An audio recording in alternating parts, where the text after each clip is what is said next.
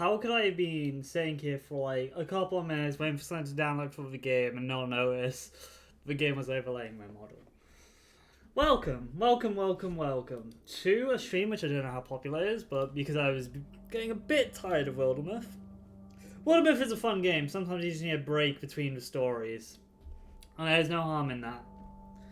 But today we're going to be doing something which, since it is coming up to the All Hallows Eve, and I love World of Darkness, I've made my love for this series very well known. We're going to be doing a visual novel. I think it's tagged as, yes, a visual novel, choose your own adventure book. On the choose your own adventure book, of which are just digital things with no pictures, just a story where you can do. Often they have stats. Choose choice of games.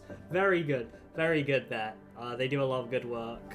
They are one of my favorite teams out there doing that. I'm just going to turn it a bit down on my end because the music is very pretty, but it's a bit loud. Choice on the choice of games, on the scale of choice of games to Tokyo School Life, which is the only visual novel off the top of my head, or Face Day Night. This is very much in between. It's much more narrative.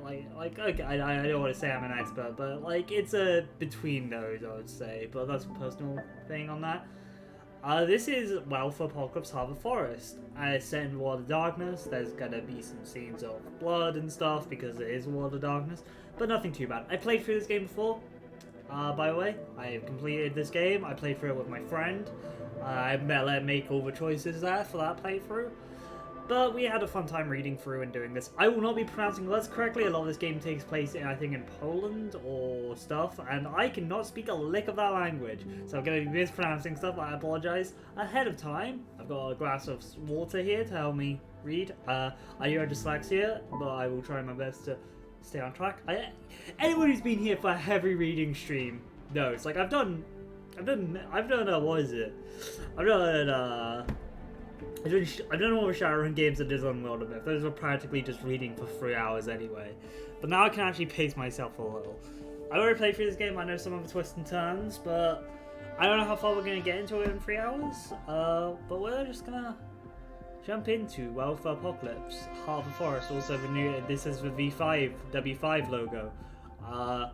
A logo which is 3 different fonts, don't know who made that decision, it's very minor.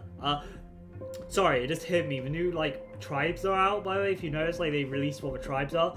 And they said for W5, it's going to be a change from original. So Harbor Forest and Earthblood is both very, in an in-between stage, whether they're canon or not to the W5 timeline. Because they said they were going to redo the whole timeline. They're going to do, it's a reboot. Like Chronicles of Darkness, but not as completely. So, sorry, I just get really excited about Werewolf. It's one of my favorite games in the World of Darkness. I've said it that many times, so let's just jump right in. Yeah, my progress will be deleted. I was trying to do something specific of the story when I was playing through that one. It's fine. You can't see it. Prologue. Premonition. Start chapter, you got eyes looking. This is the art style of the game. It's a very nice art style, and you got very good music as well. I did notice for credits, you get to choose what song goes over the credits. So if that is copyrighted, oh boy, that's gonna be a fun time once we gather. Start this chapter. Tutorial. This game is about rage and how it helps us do things that need to be done, as well as things that we later regret. Sometimes both. How do you feel about that? We got our first choice right away. I don't want to spoil things, but I could talk about this thematic message later. Great, anger is always angry. Great, I'm always angry. I'm okay with anger when it's useful. Well, I prefer to think before I act. We're gonna go with this determines your rage to begin. We're gonna go with I prefer to think before I act. Obviously, I know the game, so yeah. I'm going to make all the choices myself of the choices I want to make, because I want to see how the story goes, though. Which are going to be choices I didn't know. Your rage is low. So you're observant and cunning type. That's okay. There's no right path here. Just your decisions and the consequences. let's just follow the path and see where it takes us. Consequences, consequences. I'm smarter than that. Okay, so this is like first, like I think Allspace. Because if we go here, we get our character sheet. We already have anything. If anyone 1, 2, 3, 4, 5. Oh, I wonder what these 5 skills are aspired to with cunning, spiritual, analytic, inspiring, brave. What are those linked to? There's 5 of them. And we got info. We don't have any name. We're in Kronos, as you can see, but we don't have a name. Kronos is a form. I'll just follow the path and see what takes us. We'll go there. We get 1 spiritual. The woods are full of stars. They flicker, come closer, run away. They want me to chase them, to play hide and seek. I observe. I watch as they dance around the tree trunks, float up on the gust of winds, and shrivel through the branches, disappear among the leaves. There are words in their dance, but I don't understand them. Not yet. Then they bunch up and fly towards me like an arrow, rushing down. They're soon upon me, but just before the spear of light pierces my breast, they disappear and the dark of the night returns. In the darkness, the spirits keeping the forest alive whisper about the enemy. I begin to move, unnoticed, one with the night, and then I wake up. Confused, I open my eyes. The forest around me is thick and dark and reeks of decay to such an extent it's hard to breathe. The smell fascinates me. I recognize the forest. Why am I here? I think I'm gonna go with I recognize the forest. I know this place. I've been dreaming about this forest since I was a child. The tree trunks wrapping tightly in their dark leaved ivy, and the covered in ripples of lichen where the vines haven't taken hold. The thorny, leafless branches at the base are overrun with nettles. The fungi radiates through the ghoulish, sickly green light. Dark sponge-like mushrooms cling to the fallen trees. I try to breathe. I'm cold. Something is rotten. We're gonna go with something is rotten. There's some big worm energy here, but I don't think we know that yet. I can't shake the feeling that something had died nearby. I look down and see my hands are covered in a dark substance. I'm naked. A sticky, glistening film of liquid covers my skin, and I can feel it on my face, in my hair, blood. I'm alert. Oh, we got spiritual already up, pretty high. Naturally, I'm never quiet. I'm never quiet. The leaves rustling in the wind, small creatures sculling underground. There's a whisper. I don't understand what it means, but the word resonates in my head. Garou. Who said that? There is a severed head right in front of me. So we can either go down to 0 rage, or we can spend a willpower, which we've got 2 of right now, to touch it, which I want. I would rather keep my 1 rage and touch my head with willpower. My brain instantly jumped to talk about Changeable Dreaming, but like, blah, blah, blah. This is my set. That's my first favorite game in World of Darkness is Changeling, but I would. Okay, we're gonna touch my head. We're gonna focus on this story, not. Ooh, that's. I forgot about that image. Overcome with disgust, I gently touch its wet hair and watch as the head tips over. The face is contorted, the eyes bulging, the mouth open as the head were there struggling for air. I look at it and start laughing, and the eyes open in the darkness. Who is it? The enemy. We're gonna go with the enemy. I can see their silhouette, shades of jet black against the darkness. They reek of metal and acid and oil and money. Massive creatures, some with mandibles, some with spider legs.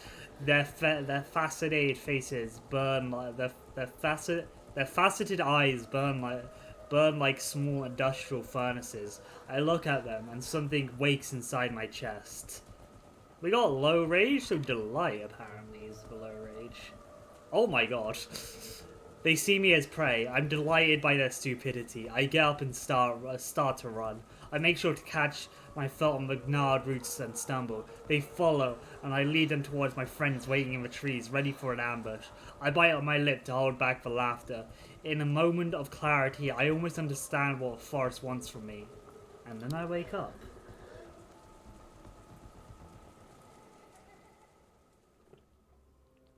Sorry, just taking a drink.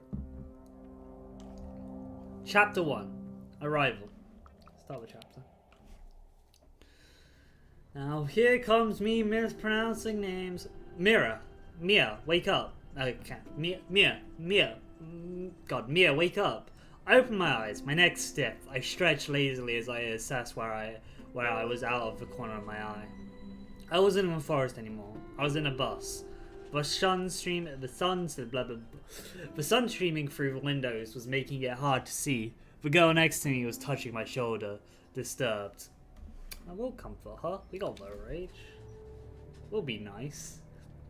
We got Anya friendly. It's alright, I squeezed her hand to comfort her. She looked at me. With concern. You were laughing like my Anna. Ooh, this is our reading comprehension right now. Manically, I blink. The memory of the dream was still there, and the taste of blood in my mouth. I'm glad I wasn't alone. Thank you for coming with me, I said. The girl next to me smiled. I think we're almost there. Her name was Anya. We'd met a couple weeks earlier, on orientation day. She was from Norway, a tall, broad-shouldered, calm person who wore her long hair in braids. Somehow, I'd managed to talk her into this crazy field trip across the land of my ancestors. She seemed excited, since she's friendly. The next choice I'll actually bring up some stuff that I've minor complaint about game, but it's fine. Anya reached into her backpack and took 2 apples. I'm happy we decided to come here, she said.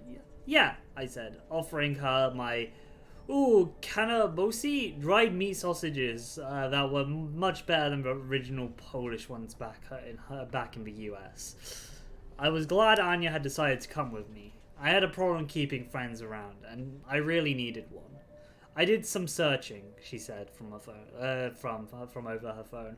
This place is amazing. The last primordial forest in Europe. Okay, so I have a little complaint. I understand why it's here. Whenever they have like low rage options or a skill option, like they have like, let's say a spirituality, a cunning, or analytic option, down we got. Also, you can see our relationships here. And it gives you a little overview. I feel like it unintentionally leads you to making those choices because they're highlighted with a thing before it. That's my own personal opinion on how the choices kind of go in this game. And that's just a personal preference, I feel. I don't know how important that is to like a visual novel, but I feel like it's a thing. This trip was my idea. Our summer language course was starting in a few weeks, and I had managed to talk Anya into skipping the tours of concentration camps and old churches to visit. Alright, here it begins. Bałaloza National Park. That is wrong, that's pronounced wrong. I 100% apologize to any Polish people watching the stream. Or anyone who vaguely knows what Polish sounds like. I don't. I'm really sorry. National Park with me. So far, it's beautiful, she said, hi, smiling. But why are we here again? Good question. I have no idea. Why were we here? Does it give a pronunciation guide? Oh, thank God it gives a pronunciation guide. Bałazia. I'm still pronouncing that wrong, but that's the best I got. Bałazia. Bałazia is a village in Poland, Poles province, in the middle of the Bałazar forest, in which it is named. Here in Bałazar, a small village northeast of Poland, near the border with Brussels, it was famous for its national park, the very last European bison, and according to a quick web search, occasional tensions between far-right troublemakers and local Brazilian community. The honest answer would have been because I've been dreaming about the forest in Bałazia. God,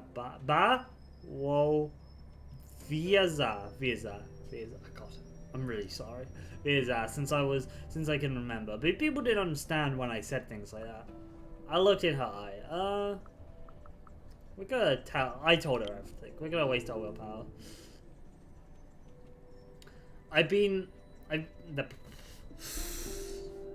I've always had these dreams where I'm in this forest and it speaks to me, I said, hesitantly. I'm not sure why, but it feels like I'm supposed to be here.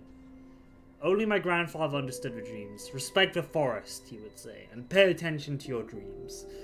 And all I got from the part of my family before my mum took me, ran away, and carved contact with my dad. I waited for her to respond.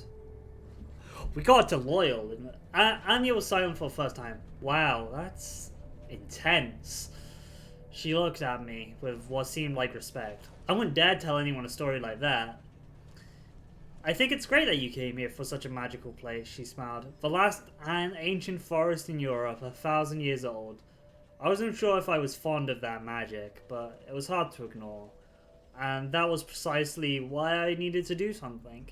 Anything about my future. That damned forest and my weird-ass family. I had a clear goal in mind. Not without willpower. Sorry, I wasn't here by mistake. I had planned this trip for months with a clear goal in mind.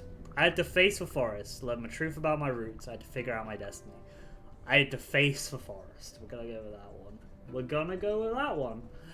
For the information of when I played through with my friend, we did Destiny. I'm gonna do Forest this time. My dreams, my grandfather's story, the fact my family was there. There was too many coincidences. The forest wanted something from me, and it was time to find out what.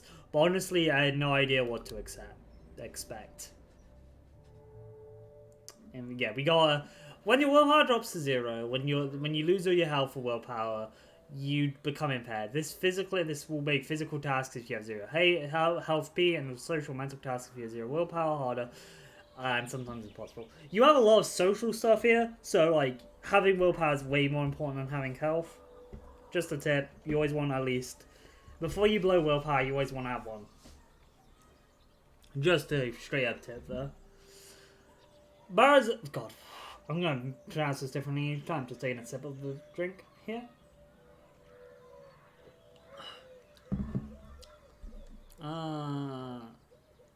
Bowazara looked like an overexposed photo of a village with the contrast turned all the way up.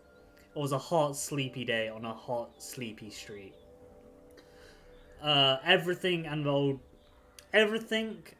Sleepy street and everything, the old trees, the yellow grass, the withered wooden houses, the fences, all seemed almost normal. Everything except the shadows. They were sharp, as though they were freshly painted with the darkest things. I really like that description. I know I kind of butchered it with my reading, I'm going to be honest. I butchered that with my reading. Yeah. Let me try that. Barzal looked like an overexposed photo of the village with contrast turned all the way up. It was a hot, sleepy day on a hot, sleepy street, and everything. The old trees, the yellow grass, the weathered old wooden houses, the fences seemed almost normal. Everything except the shadows. They were sharp, as though they were freshly painted with the darkest of inks. That's a better reading.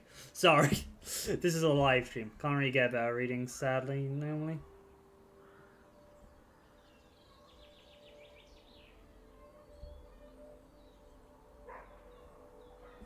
And they moved.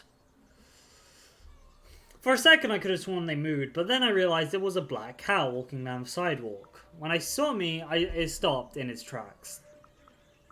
I tried to pet it. I'm sorry, we want to pet the cat. Here, Kiki, I said, squatting and reaching towards the cat. It rammed me affectionately with its head and started rubbing against my leg, totally ignoring my outreached hand. Hey, Mia, Anya said, looking at me surprised. Did you see your friend waiting for us? But he wasn't there, and the cat was still staring at me. Let's go, Anya put her backpack on. I'm tired and really need to find a toilet. I didn't know what to do. I was too tired and distracted to think clearly. My friend was nowhere in sight. But me was just too important. Let's just wait here a little longer, I said. I don't have his number, and I really need to meet him. His name was Bartek. I'd met him online while researching Barazia. God, this word. Bawazia. The man knew everything there was to know about local history. I'd asked him to look around local stories about the forest. I hoped he found something. I really need to pee, and he said like she was a 5-year-old and not a very bright one. That's really mean to Anya, I'm gonna be honest. I made my best puppy dog, guys. Just wait a few more minutes, please, please. I made my best puppy dog, guys. It's important. Anya just looked at me and walked away. I grabbed my backpack and timidly followed her, too tired to argue. Barazia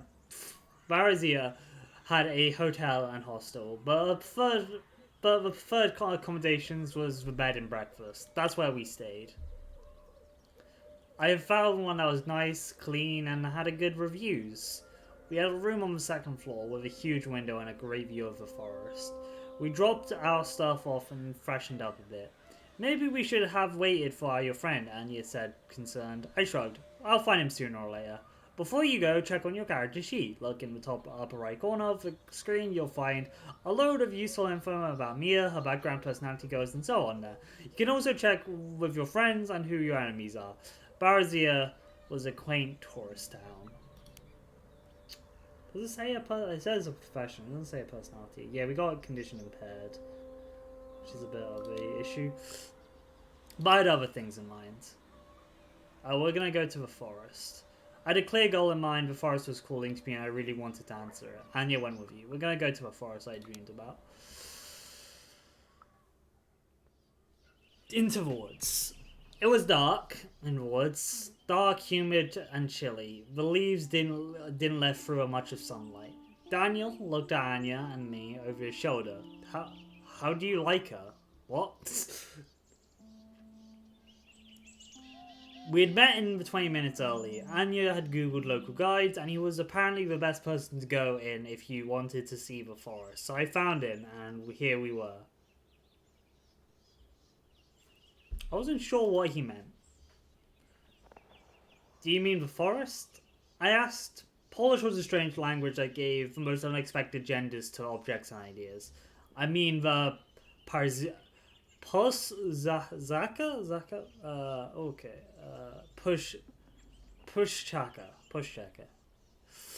Pushchaka. He gestured around us. The word sounded like a wind rushing past the leaves. Pushchaka. Pushchaka is the right word. Is the right word, not forest. Forests are like fenced fields or orchards. Cultivated. He spat when he said it. And Pushchaka, she is older than that concept of fields. He used the word as though it was a name. I stood there and watched the forest. I looked at the Pushchaka again. This is sorry, I don't want to talk about little things. I've not done the forest route since like the demo, so I don't really remember much of it. I looked at the Pushchaka again. I'm probably gonna go with this, but I like how it's slightly the same thing, but like the use of forest or Pushchaka makes a different change. I looked around with fresh eyes. I felt as though I had entered an ancient tomb. Gigantic dead trunks were decomposing slowly around me. Young plants and colourful mushrooms sprouted from them. The trees were still alive, stretched towards the sky like columns holding up the vaulted canopy, which blocked out all but a few rays of sunlight. There was stillness and there was movement, darkness and light. If spirits existed, this place would be swarming with them. I loved what I saw. What can I go with that? There should be more places like this, I said earnestly. Or more of this place. When Bloodlines? Probably after I finish Werewolf Earthblood. Probably after that. Because, like, I know I've been putting off that stream, I've been busy in my real life, but we're going to finish our stream this week. And then next week we're probably going to be doing some Bloodlines up until Christmas. But right now we got a Werewolf Apocalypse. I was going to say, sadly, the only two to World of Darkness game properties with video games. And I remember there's a Wraith game, but I don't really want to buy a lot of stuff for a VR headset and, you know, trip and fall with a horror game with a VR headset. So we're not playing the Wraith game, I don't think. I'm probably never going to be playing that game. Plus, I know little to nothing about Wraith. Anyway, should get back to reading. There should be more places like this, I said honestly, or more of this place. Daniel lifted his head and looked right at me in the eyes. Yes, you're right, he said with a serious expression. Here's a strange guy, slender but muscular, not CrossFit type, but it was in a way the kind of strength you get from working all days in the open. His skin was weathered, beaten, and bronzed by the sun, like tanned leather, and he moved in a very deliberate way. But his fingers were slim and delicate, and his eyes were the strangest shade of yellow-green. Then I remember why I was there. Oh yeah, like, this game's, like, really good for, like, it's a really good first change story, but I'm not gonna spoil it too much, but, like, when you get to your first change, the game kind of, like, the pacing is messed up around that point. Afterwards. Which is really sad, because the writing up until that point is really good. I told him that I dreamed about a forest. I had a curious... I'm going to go with dreamed about a forest. It is our motivation to find out more about a forest. And this guy's already pretty strange. There's a special reason I'm here, interested in the forest, I admitted. I'm not from here, I continued. But I think something secret connects me to this place. I dream about the forest a lot. Daniel stopped abruptly and turned to me, watching for a while. His nostrils flared as though he was testing the air. Oh yeah, we got willpower back. Sorry, this is also an issue where, like, if you look down at this, it tells you what you're getting. But because of how my reading speed, I'm like, okay, cool. I get to see what the rewards are for the choices before I see the writing before the choices. Yes, his face broke into a smile. I think your families might have known each other. I think our families might have known each other. There were many winters past. Me scrolling up to see. Oh, okay, game. That's me looking up to how to pronounce this thing. Pusha checker. Cool. Pusha Zeka still remembers. Come on. He started walking. I know exactly what you need to see. That piqued my interest. Get willpower back. Progression, goal, mystery. So, I was right. There was something hidden in my family's past, and it seemed to have a lot to do with the forest. Every time you learn about something to do with your significant, you get willpower every time you complete a thing. With every step, I was getting closer to solving the mystery, so I followed him. So we can either go to the place of power, Wolf's Den, or the Burrows. Oh, oops. Well, we have to choose a path, he said. The old Wolf Den, or I could show you the Burrows first, or I could show a clearing that some folks call a place of power. Okay, so I specifically want one more willpower dot before doing the magic place. I'm going to be honest. I know that's a bit gamey for a visual novel, but it's something I do want to get. But because I haven't done these choices, I don't know what I have to spend a willpower on for these things. So I'm like, but what if I want to spend a willpower on one of these two scenarios? So I'm like, We could go on the nose for a Werewolf game and go to Wolf's Den first, to be fair. I kind of want to do this and do this last, but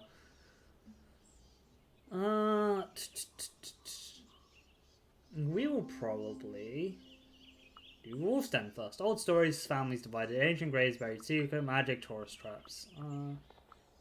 Do old stories, families divided. We started walking, but after a few steps, he stopped abruptly, like he could remember something. Then he turned to me. Could you do me a favor, please? He asked. By the way, I don't mind characters which stutter. Like, I'm currently watching the new Gundam, where the main character, like, stutters every sentence. I just really dislike it in written format. I don't know if that makes sense. It's really annoying, because, like, that's not actually how stuttering fully comes across. And I know what who this character is and why he's stuttering, but I'm like, should he be stuttering? I don't know how hard Polish is as a language. Sure. We'll go with sure. Yeah, man, sure. What do you need? I smiled. He ran his fingers through the moss on the dead tree trunk, spelled his fingers, and then reached into his pocket. He pulled out a small stone. It was just a stone, an amulet. It was valuable. I'm gonna pick an amulet because that one stands out to me. Because that's not like any of the other two choices. A personal amulet of his maybes. I felt my hair stand on ends, and my nostrils widened for some reason. The smell of the forest grew stronger. The game tracks decisions on how Mia approaches problems, and they will gradually reveal what kind of person she is deep in her heart. The story checks changes to reflect Mia's personality. Wait a second, is that what the skills are? Oh, god damn it, I'm an idiot. It does say, but I always felt like these were skills. No, it says personality assessment. I'm an idiot. Yeah, no, it's alright, cool. Alright.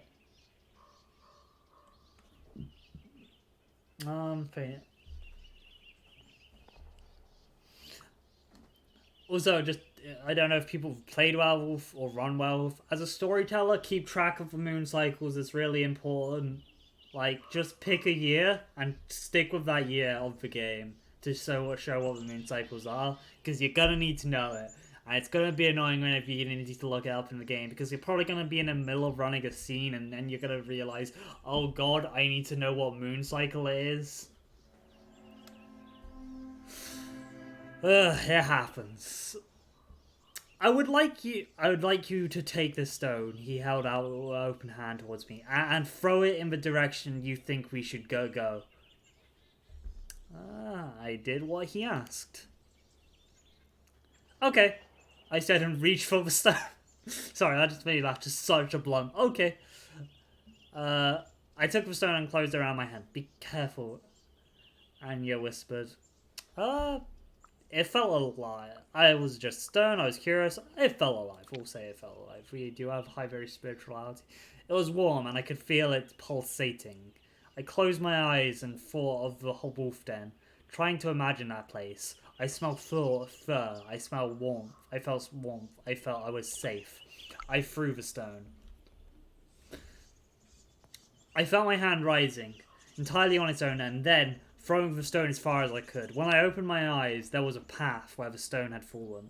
I hadn't noticed it before. Okay, Daniel said, patting my back. Let's go. What's the purpose of all this? What happened exactly? Okay, I think okay is a standard reaction to seeing somewhat supernatural events for your first time.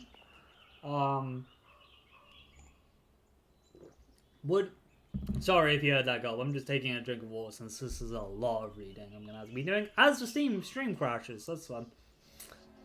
Listen, stream, I'm just we'll go with what's the purpose of this, I think. Sympathetic. What was that for? I demanded. To introduce you, he said with a faint smile. He turned I head deeper into the forest. This is a cool imagery for a wolf den. That's legitimately just a weird Photoshop of a wolf with the people on it with a forest coming out. That's cool. That's really cool. I'm really sorry. That's just really cool imagery. The first thing I noticed when we stopped was a pine tree. A pine tree I knew. I remembered it. Small, twisted, and crooked, with roots sticking out on all sides of the hill where it grew. I knew it was wise. Every bend and every branch held knowledge that was waiting to be discovered. Months before that, when I decided to come to Poland, I dreamed of that tree. I was sure of it, just like I was sure that under its roots I'd find a burrow, and a few feet away another one, like two dark eyes gleaming at me as I approached. Daniel passed me and approached the tree. He pressed his cheek against the trunk. Hello, he said quietly. Hello again. Hello again, I said quietly. Daniel looked at me with surprise. He didn't comment. This is the den, he announced. It's abandoned, of course, but still worth seeing. Why was it abandoned? What happened? I asked. Humans happened, Daniel sighed. He sat under the tree, his back against it. It was a hot spring morning when they found the den. No one knew who the men were, even though it was only a human generation ago. There were 6 cubs under the roots of this tree. He'd stomped, starring, and seemed to be enjoying telling the story. I enjoyed listening. I felt weird. We did enjoy listening. Go with that. And I enjoyed listening. There was something calming about his voice, the way he talked. His slow gestures and his wistful eyes made me laugh. Made me as though I was with the cubs on the hot spring morning. I don't think they wanted to hurt wolves, he continued. They probably thought they had been abandoned. That's why they took the cubs with them. Humans have this instinct to make you try to befriend everything, especially if it's dangerous.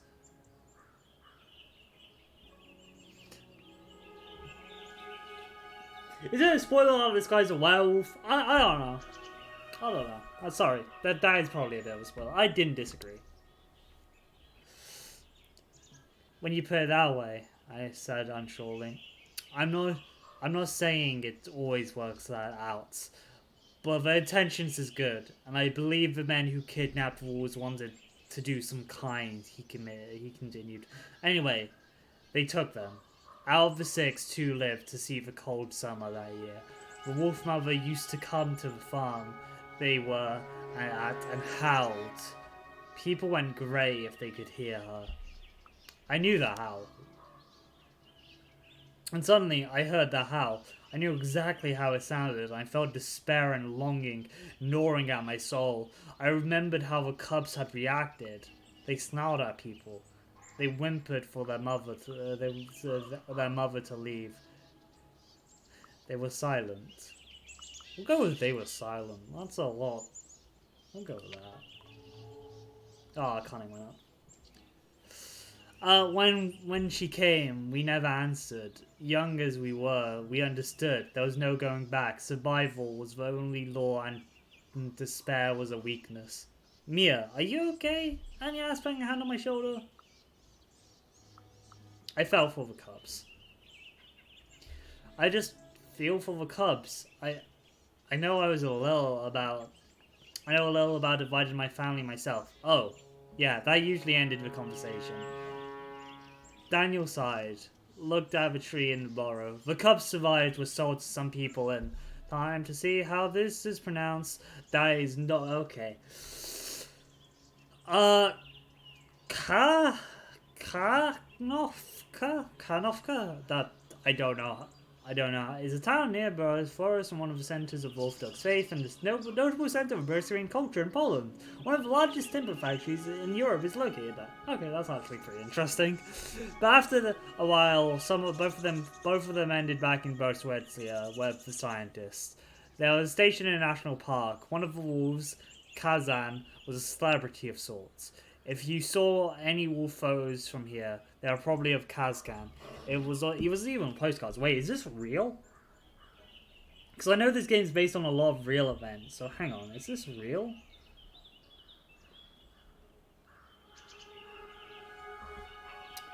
Kaznan. Wolf.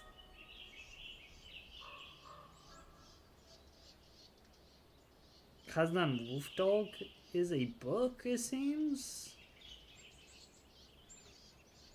But this doesn't seem to be real as far as a quick Google search.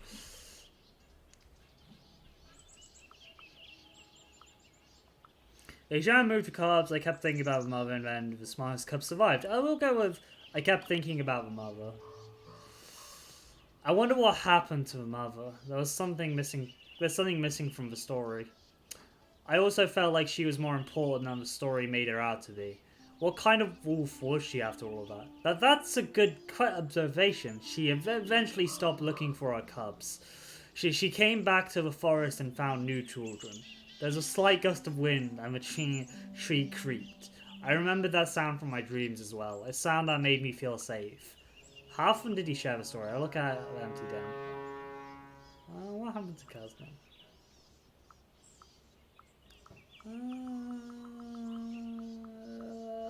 I can make choices. I look up empty den.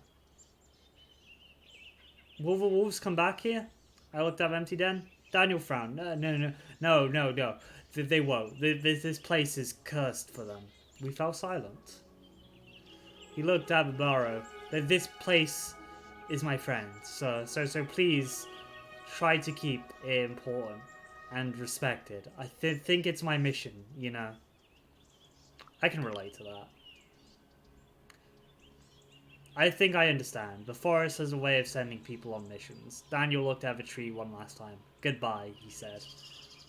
I also said my goodbye. Goodbye. We got forest loyal to us. Sorry. Just having people's relationships go up and down is really cool to me. We got the forest loyal. Nice. And we left. We did not get willpower for that. The forest was alive and vigilant, but not alarmed at our presence. But I kept thinking of the stolen clubs. We can get back into... Okay, we can't get back into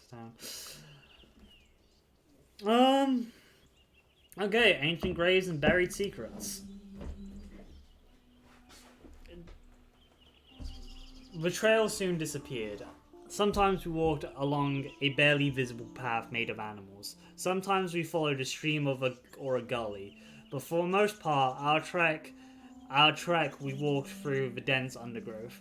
Daniel was a great guide.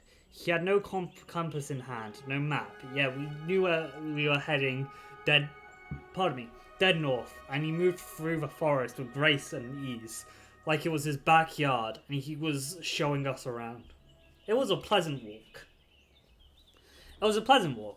There was always a path through the brambles. The ground was even. The branches stayed out of our way. I felt like the forest wanted us to find the way. Daniel was a mystery I decided to solve. The forest was full of wonders. Walking through the forest, I couldn't decide what to do. I wanted to see, hear, and touch and taste everything. Wild strawberries were hiding in the bushes, fresh and sweet. Leaves glistened and droplets. Leaves glistened and droplets glistened with. Goddamn. Leaves glistened with droplets of dew. Snails, pebbles, strange plants and mushrooms. Armies of ants marching across our path. Everything was a treasure. It was as though, Pushazura was waiting, was showing us to the best offering. I took what I wanted. Because I don't want to waste my willpower. I couldn't resist the temptation, and when I spotted something I liked, I took it. The best fruits I've ever tasted. The taste of the fruits were unforgettable. More real than anything I've ever tasted. Shouldn't we wash it first? Asked Anya, and I reached for another wild strawberry. We continued in silence. We had walked for a while when I noticed Daniel's steps had become slower. He was looking around more often and had a hunch in his slide. Was it the burrows? Are we there yet? I asked. He froze for a second, though as he'd forgotten that I was there. They're tricky to find sometimes. Be quiet for a minute, please. That was when I felt it. Ash in my mouth, the smell of smoke, wet soil, and a pull. I knew where to go. We'll go with I knew where to go. I think I know where to go, I said, surprised. He tilted his head. Okay, let's check it out. I pointed to the barely visible path on my left, under a dying tree. He followed me, and I followed my feet, knowing exactly where we should go. Under the crooked tree, past the dead tree trunks and the sponge-like mushrooms, across the wet patch, dark green moss, all the way to a place that didn't look much different from other parts of the forest until you noticed the mounds. There was something about the flattened hills that drew my full attention.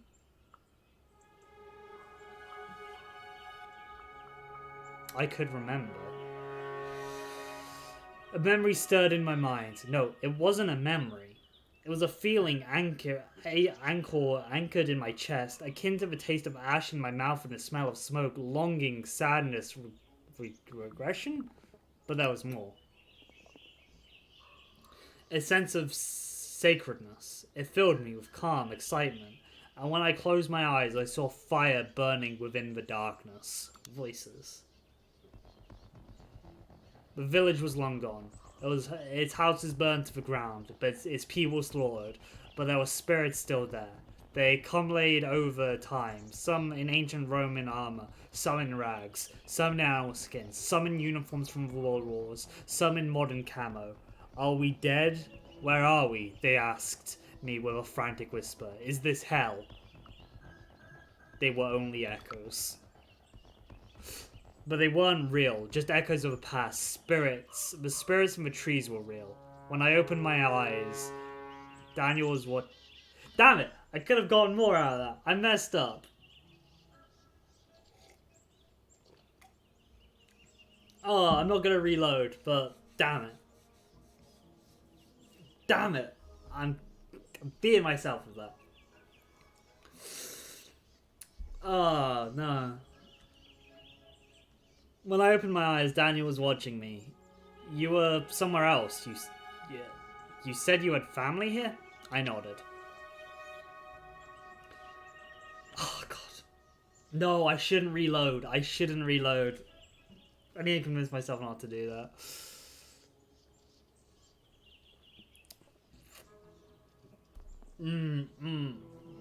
Sorry, it's just one of those things where I'm like, no, that would have been really good, but like, you know, I have a really bad habit of reloading when I notice stuff like that, and I'm like, oh, I should have done that, damn it.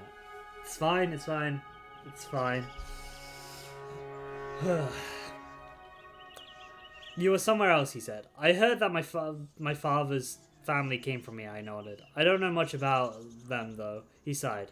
I don't think you should be here, he said, tentatively. You're not ready. He knew something. Why? What do you know? I wasn't letting it go. About you? Not much. But I knew the Berserker of the past is close here. His eyes wandered as he looked at me. And if the Berserker calls to you, it's wise you listen. But it's not wise to get lost in the voices. Come. On the way back, I was lost in thought. The voices in the vision knew what I had to do. It's almost as though they expected it from me. What was the forest wanted from me? Daniel said the Pescara was calling to me, the vision showing me what the forest needed. I accepted that thought. The forest showed me a vision of blood and fire. I smiled. I smiled. A bigger picture was starting to come to light. The Pescara wanted me to see a hidden side. We walked back uneventfully. And I felt a little tired. The shadows of enormous trees closed my sweat and the taste of anguish lingered in my my mouth. We have magic, tourist trap. I started with the hairs on the back of my hands rising. There around me seemed brighter, lighter. The leaves and the tree trunks turned yellow and my skin prickled. I realized I couldn't hear anything except for the low buzzing that was filling my ears. I couldn't think. Words appeared and disappeared in my head faster than I could notice them. I had to do something. Snap out of it. I willed it to stop. I frowned. Stop, I said under my breath sternly. And for a moment, the buzzing did stop. Though I wasn't sure if it was because of words or because I distracted it by a shadow among the trees. A few feet from me there was a clearing. I could see a silhouette of a person moving slowly, deliberately there. I approach. Also, this wolf is a wolf made with wolves coming where its ears should be. The clearing was a plateau between huge boulders. There were double-trunked trees between the rocks, and an angular wooden construct that struck out of the ground like a sore thumb. There was a bike leaning on it, but more importantly, there was a man. He was moving in the most beautiful, harmonious way I'd ever seen. It was hypnotizing. I looked at him for a moment, and the way his muscles danced under his tanned skin, trying to trace his movements. Before every grand gesture, there was a stretch, and every push, there was a micro movement. An impulse at his core, but I could feel it was even deeper. The energy that had been filling me earlier took form. It was flowing in rhythm with his steps, with the flow of his hands. The words came out of my mouth seemingly without me knowing. What's wrong with this place? What did he do? We'll go with what did he do. What? How did you do that? He smiled. It's a bit complicated. He stretched his hand over me. I'm Cornell, he said. With a hard German accent. Shouldn't you be at the logging site? Daniel asked him. After I introduced myself. I needed to center myself, he said. The others are still there, don't worry. They were cutting down trees in this forest? Wait, logging? Here. I couldn't believe my ears. He smiled bitterly. Yes, logging here. That's why I needed to calm down.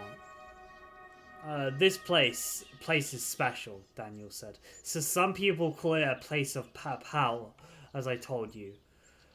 They have a good reason to, Cornell added. Look around you. So I looked around. It was a clearing full of light. I could see Cornell's trance's beautiful patterns on the ground.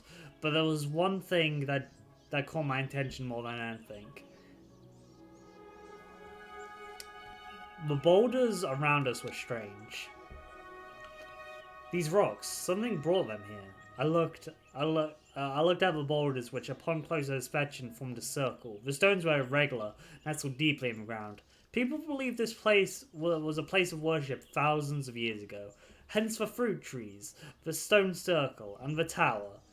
And indeed, there was a lot of energy in this place. You felt it, didn't you? Yeah, we'll just go with yeah. Yeah, I felt it, I said without enthusiasm. The Pushakara is wounded and in pain, and it calls out in rage to everyone who can hear it. Here, this call is louder. You see the logging? His eyes darken. It's slaughter. Anya gasped quietly. Every priceless thing that can be destroyed by greed. Logging is illegal, of course, but illegal is sometimes just a way of saying a bit more expensive, but still profitable, especially for a huge corporation. The forest is hurting. The wound is getting bigger as its desperation. What did the forest want me to do? I frowned. I need more time to figure all of this out, I muttered. I was sensitive to what was happening here, so maybe I should use that to pay attention. Maybe the answers were hidden somewhere in the forest. Cornell regarded me for a moment with the faintest smile. You have a connection to the forest, don't you? You should come by the logging site and meet everyone. Absolutely, Anya agreed eagerly. Maybe he could help me with my dreams. I looked over from him for a moment. Hey, did any of you maybe have a strange dream about the forest before getting here? I looked at him. A look of concern in his eyes, as I said, you seem to be connected with the forest and very sensitive to the things that are happening here. Pay attention to your dreams, especially tonight. This place is known to communicate in that way. He jumped suddenly and looked at the wooden tower and his bike I'd noticed earlier. Listen, Gawain. Listen. Your writing is really good, but sometimes I'm not great at saying Polish words. Anyone who's been in the stream knows that. Throwing German at me. Nah, I'm not going to be able to say that. Swatchable, okay. Is getting restless, he said. And as Daniel pointed out, I should be going to the logging site to get setting up the protest. Swatchable? Oh gosh. What is a swatchable? I was confused. He named his bike Swallow, Daniel explained. He loves it that much. Cornell grinned. Oh, I do. Nice to meet you, Mia. All I wanted to do is get out of there. Weirdos. The moment he disappeared, the buzzing came back. It wasn't as strong as before, but it was there. All I wanted to do was get out of there.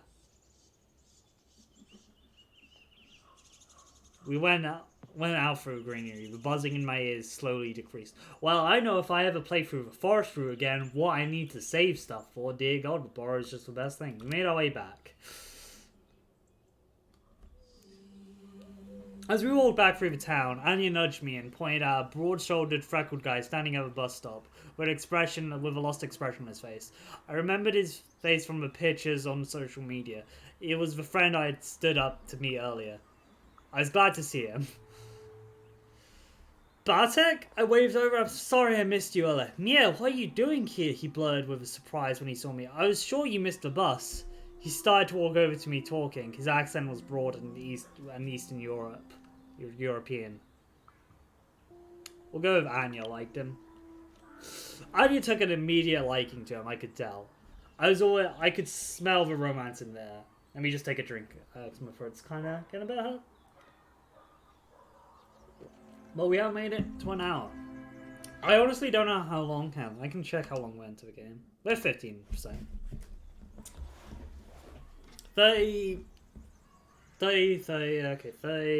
45. I mean, if we make it to like 50-45%, that'd be cool.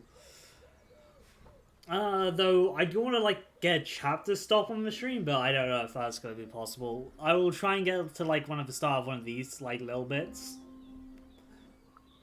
We walked along the street in the village near the centre, if you could call it that. Every house had a garden, and there was dense with fragrance of flowers. I took a deep breath.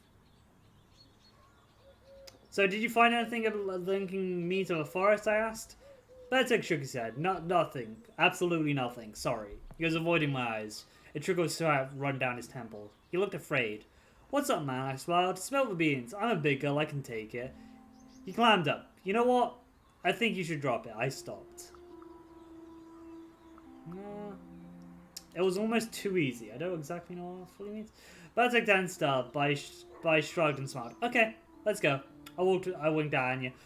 He looked like he'd pulled the rug out from under him. But you said it was important.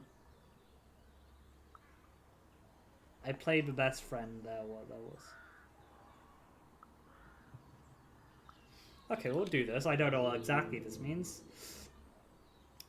It was important, I said, sounding much more sincere than I felt. But I care about your feelings. If you don't want me to tell you, that's fine.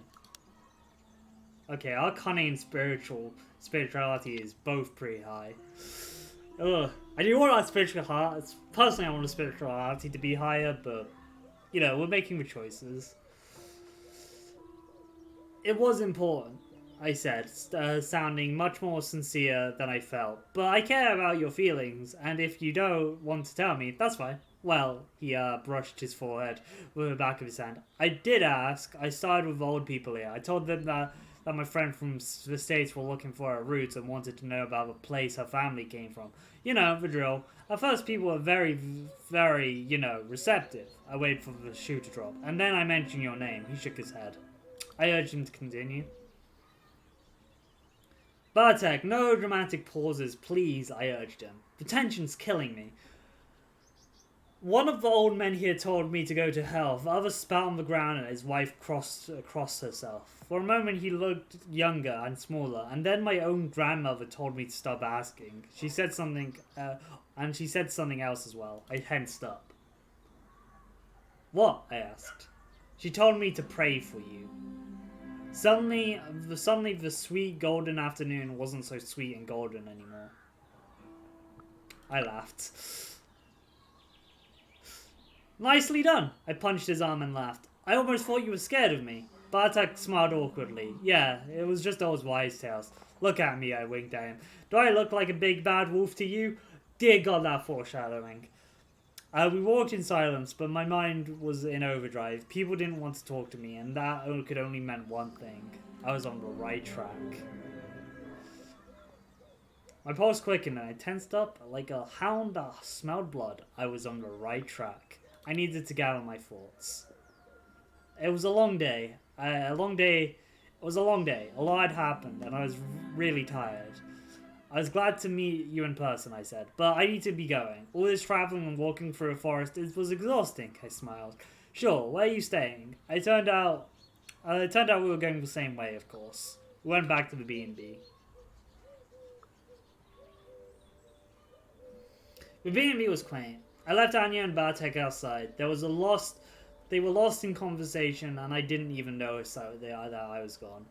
When I got out of the shower, Anya was back, smiling, a little flustered. What a day, she smiled. So what do you think?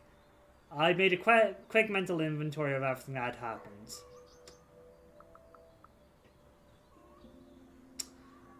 I was freaked out by the vision of the people at the barrow. Something strange happened when I visited the old barrows, I said, instantly regretting it. Never mind, I was probably just dehydrated. Yeah, it probably is. But you looked weird. She laughed nervously. A lot of things today were weird, if you think about it.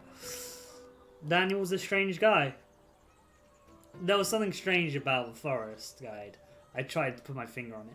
He acted like he learned how to be a human from a book he didn't understand. I know, right? Maybe it's for isolation. He spends most of his time in the forest. The place of power sure made an impression. I felt strange energy in the place of power before we met Cornell. It still freaks me out. Cornell seemed cool though, Anya whispered. And he seemed to really understand what was going on. Here though. They're cutting down the forest. Oh no, Captain Platt. Sorry.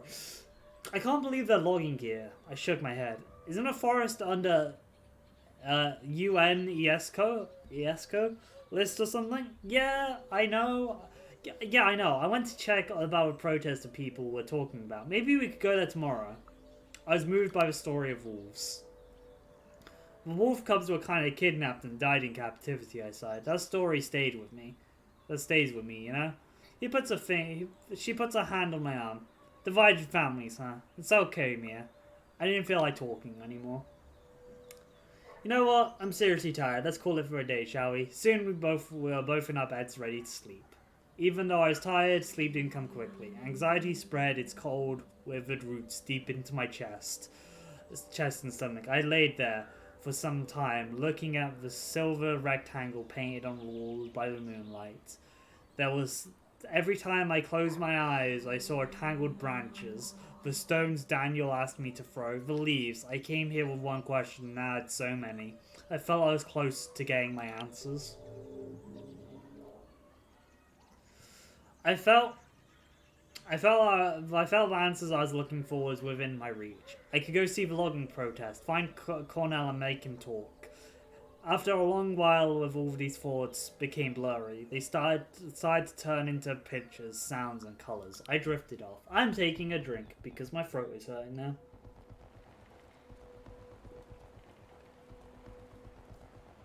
Okay, okay, water makes me alive. The dead nourished the soil in the burrows long ago. Now the trees are their hands and the leaves their eyes. They wait. I tremble. Something is coming. It's huge and monstrous. I am a seed. I realize I am a seed, floating on the air. And then I land in wet soil and die. Wet soil, die and sprout. My roots will blow below the earth. I feel a pull. I feel a pull and surrender to it. I float towards the clearing. There's fresh corpses of people who died, too young, skinny and mutilated. Their loved ones stand around the ground, grieving, unable to do anything, waiting, and suddenly there are trees. There are just trees and tree trunks. Pardon me. I weep. I weep, and voices join me, terrified and hollow. Their trees are dead, and I am here to help console the spirits. There is a stench in the air, like a meat-rotting acid, but somehow worse. I see the monstrous army. Their mandibles are whirring chainsaws. Their long metal arms are wrapped with black pipes that look like glistening intestines. Their smell is vile. They are waiting and moving. I turn to the forest for answers. Well, I'd want a point of range. We can get rage very easily. The dead don't hold answers, and neither do the machines. I walk between the trees, trying to hear their wisdom. They whisper to me, telling me to look at the sky. There, between the stars, two shapes circle each other. An old sad wolf with grey hair and a white weasel. They keep their eyes on another, as they circle. As they circle. They keep their eyes on each other as they continue their dance, suspicious but not hostile. We need to fight the enemy, the awful rotting stench, I know that much. But how can we do this when we don't trust each other? They stop. They look at me and the clearing. I give them my blessing. I spill my blood and bleed with the wounds that I do not recognize. But I understand. They come down to me and their voices of they are voices of the pushes scarer. We've been calling you. And you finally come. I wake up.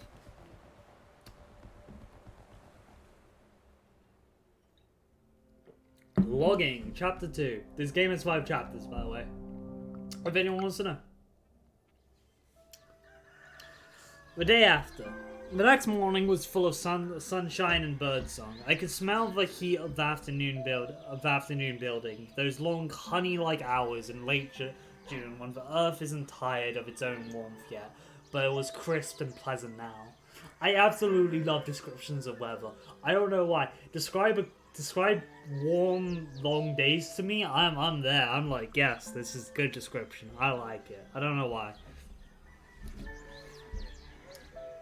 I sat on the bed for a moment, letting the feet dangle from it. I felt overwhelmed. The weight of the previous day had coiled up in somewhere in my chest, and I didn't really know what to think about everything that I'd learned. And then there was the dream. Then I remembered the dream, the clearing, the animals in the night sky, waiting for me. I took a shower, ate something without really paying attention, and went on. Anya joined you. We don't really have anywhere else to go. We were halfway through the forest when Bartek caught up with us. You are right, Anya, the protest is important. This makes no sense if you don't play through the town. I'm gonna be honest. Protest, activists, answers. As I walked through the logging site, I noticed there were more people heading that way. A police car, a couple of SUVs, a TV truck, young people on bicycles, a green Land Rover from the forest surveillance. When I got to the site, it felt utterly unsurreal, like stepping onto a movie set. And you looked around, so what's the plan? To figure out the forest. I needed to figure out what the forest wants from me. I look around. Only one on my right, the ancient forest. One on my left, the freshly torn clearing. Ahead of me, ruining the view, were huge logging machines. A group of people arguing in the shadows. I thought the machines were sucking out the life from the air. They were wounded. They were a wound, not just a piece of equipment.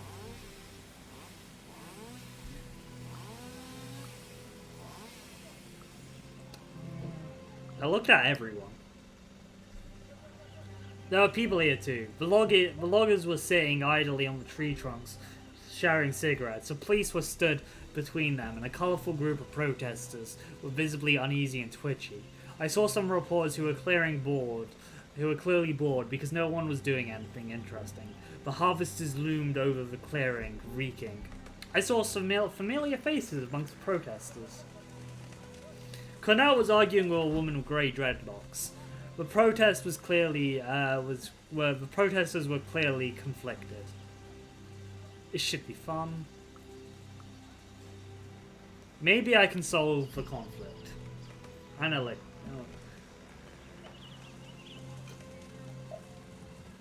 Wow, you must have really had that drink. I'm really sorry. I tried in solving conflicts. I went closer. One of the police officers, young and nervous, said something I didn't fully understand. I smiled. I smiled at him and said, I don't understand in my best Polish. He smiled back. Oh, he said, you're one of them. And let us go. Then I noticed someone join us. That's how you got past for police in a protest, by the way. Just be like, okay, yeah, no, I'm alright. Sorry, that's just a really funny interaction to me. And then I noticed something, smiled back at me, and then I noticed that someone used the commotion to sneak with us past the police. A girl with disheveled, bleached hair. Don't worry, she said, pat the officer on the arm. It was an awful pickup line anyway. He recoiled. You shouldn't touch me, ma'am. We just smiled. I smiled at her. and wanted to say something, but I was interrupted. Pat, Cornell called from the gathering. Could you come over here? I need to show Olga that chart. She sighed, reached into her backpack and taking out a tablet. And there I again, she murmured under her breath and winked at me. Coming! We went to the activists. As I walked over to Cornell, I heard more and more of the argument. Olga, you can't, Cornell said. Pat stood next to him with her tablet. She looked a bit amused. Do not fucking tell me what I can or can't do, Cornell, the woman said. The woman with dreadlocks interrupted. I can, because they're destroying our mother. I can fight with all the means at my disposal, even if that means burning those harvesters to the ground. I noticed Daniel standing near her. He took a few steps back, went towards one of his harvesters, turned back to us, and then pissed on the machine. Olga smirked. Daniel, you know how to bring the point home. He looked at her confused. Cornell raised his eyebrow. Burn the harvesters, Cornell said calmly. In this drought, Olga, are you out of your mind? What? You know what I mean. We fight them with any way we can, because this is a fucking war, she spat. He sighed. You've never seen a real war and it shows. Nobody's shooting at us, and believe me, we want it to stay that way. We need this to be a peaceful protest. I approached Cornell. We need to get a point of rage, by the way. Hi, we need to talk, I said, approaching Cornell. Hello, Mia. Could you wait? I'm right in the middle of something. In the middle of something. Normally, I would have waited for them to finish, but this was important. I looked at them.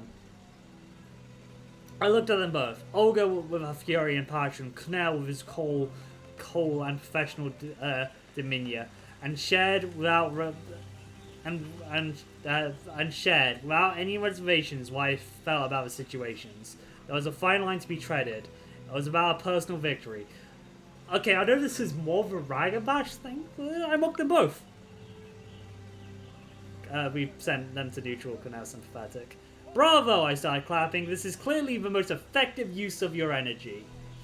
I only inflamed the situation. Damn. The argument attracted more and more people. Some old shook their head and moved forward. They had deep wrinkles, a narrow mouth, and a unisex grace of a tired heroin-preserved rock man. They looked out of place. Did you look out of place, I think? They looked out of place with their shoulder-length disheveled hair, a clean-shaven eyes with eyeliner, bright blue nails, a heavy army boot, a red skirt and a tank top, complete with look, and pins, a lot of pins, all kinds of LGBTQA plus flags, anarchist and pacifist symbols, and I think some German band trips. The most World of Darkness looking person ever, basically, here. Like, dear God, you just put this person in any single, splat, vampire, she's probably a brewer or Toreador with Vanox. What else? Yeah, you get to go through. I observed them. Olga, darling, you know I love you, but Cornell really knows what he's doing. Please, trust me on this one. They talked to Olga, but kept glancing at me as if to check how I react. Fuck off, Kim. I didn't even trust me enough to come here on my own when I asked you to. There was a woman at Olga's side. Next to Olga stood a woman, and she was the most beautiful person I'd ever seen. I couldn't take my eyes off her. We'll go with that one. She had a perfect hourglass figure, long braids, and most stunning cheekbones. Her eyes were slightly slanted, and a weird shade of blue, deep, almost purple. She had a particular accent.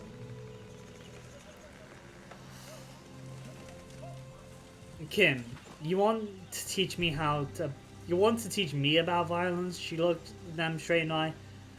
About fighting oppression just because your boss went to one mission in Afghanistan? Her Polish accent was particular, kind of mellow. Cornell went, Lisa, leave Kim alone. He didn't know what to say, and it seemed that the whole discussion would be derailed. I didn't let that happen. Hey, guys, the forest? I said, the logging? The protest? Olga unclenched her fist. Canal looked back at her and chuckled softly. You almost punched me. The conversation was over, at least for the time being. Canal, together with his cronies, walked towards the reporters, while Olga went back to a group of people standing in the shadows of an old oak tree. I looked at the forest. I looked at Push care. The clearing was filled with trees, like a gaping, bleeding wound in the chest of a friend. I had to do something. Hell yeah, we got our rage back. I looked at my friends. We have to stop this slugging. Yes, just like Olga said, Anya nodded. What they're doing here is unforgivable, and we have to fight. It's a very complicated situation, Beartech looked thoughtfully. I like what that guy Cornell said, that we should proceed peacefully and not to discourage the public and potential supporters. I looked at one group and then at another. Okay, so this is when we have to make a choice between basically violent protest or peaceful protest.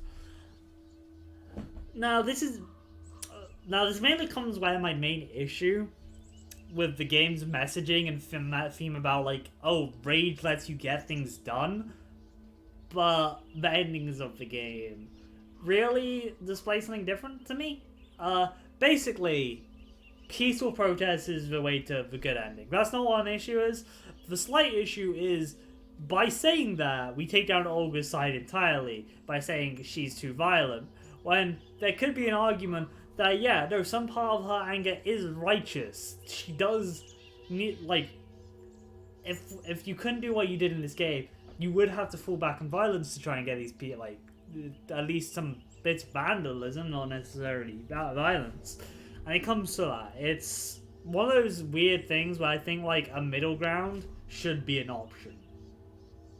And I know it's kind of like a middle ground between doing things and just trying to sit around. Because the thing with peaceful protests is you need to have good public opinion about you.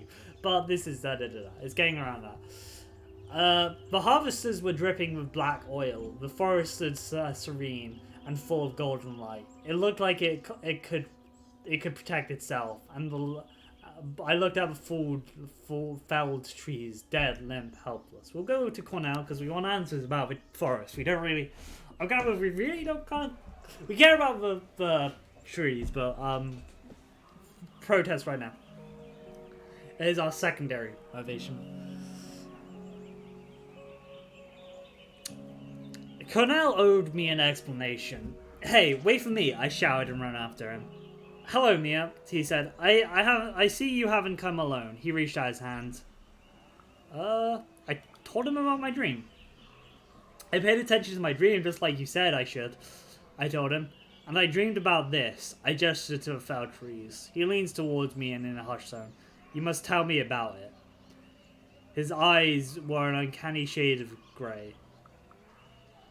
Kind of, but there's more to him? I guess I'll go with this one. I don't really know. But there's more to him than his pretty bad boy attitude. Is it a bad boy attitude? I have no idea. Gotta be honest, writing doesn't really get that across. I wasn't sure what it was, but I felt it. And he knew that I knew. Cornell looked at me. I know what you dreamed about. When the forest is under attack, it reaches out and picks someone. This time, it picked you. He seemed to believe it. I looked at him skeptically, but he seemed to believe it. We have the same goal, he said, looking back at me. Will you help? Will you help me? I had no time to answer. But before I could, I heard a commotion and turned around. Reporters were coming our way, but their cameras were switched off and pointed at the ground.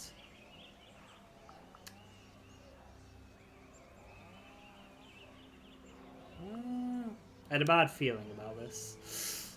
There was something, defeated in the way they walked, and suddenly I had a feeling that all of this was not going to end well. The reporter shook his head and grimaced. Sorry, everyone, we can't do anything. We're not allowed to cover what's going on here. Suddenly, I understood. Then it hit me. The police weren't here to protect the protesters or the press. Yeah, it must be hard to do your job when the police is watching every step, I said, and they nodded. There was a moment of silence, a tense silence. Are we is most people sympathetic to us? I don't think anyone's angry at us. Let's look at our thing. We got Anya who's loyal, Becky who's friendly, Daniel who's friendly. Our family is complicated. Kim neutral, Canal friendly, Lisa neutral, Olga sympathetic, Pat neutral, the Forest loyal, the police sympathetic, the press sympathetic. Dear God, we are loved. By the way, I really don't know how to get anything other than, like, spiritual and cunning in this game, personally. It could just be how I act or, like, the rage choices I'm given. Could just be that. Sorry, just taking another drink. Yeah, it must be hard to do. There's a moment of silent tension, and then it all came together. Suddenly, I understood the dream. There was a moment where I was destined to intervene. The protest was too quiet. They needed to make some noise. I just needed to make the reporters understand. We'll go with this. A matter of principle. No way, I said, shaking my head. No fucking way. I couldn't quit a place like a quiet place. The look on Cornell's face. Was it interest? It seemed interested in me, like a new toy. Well, this is reality here, he said.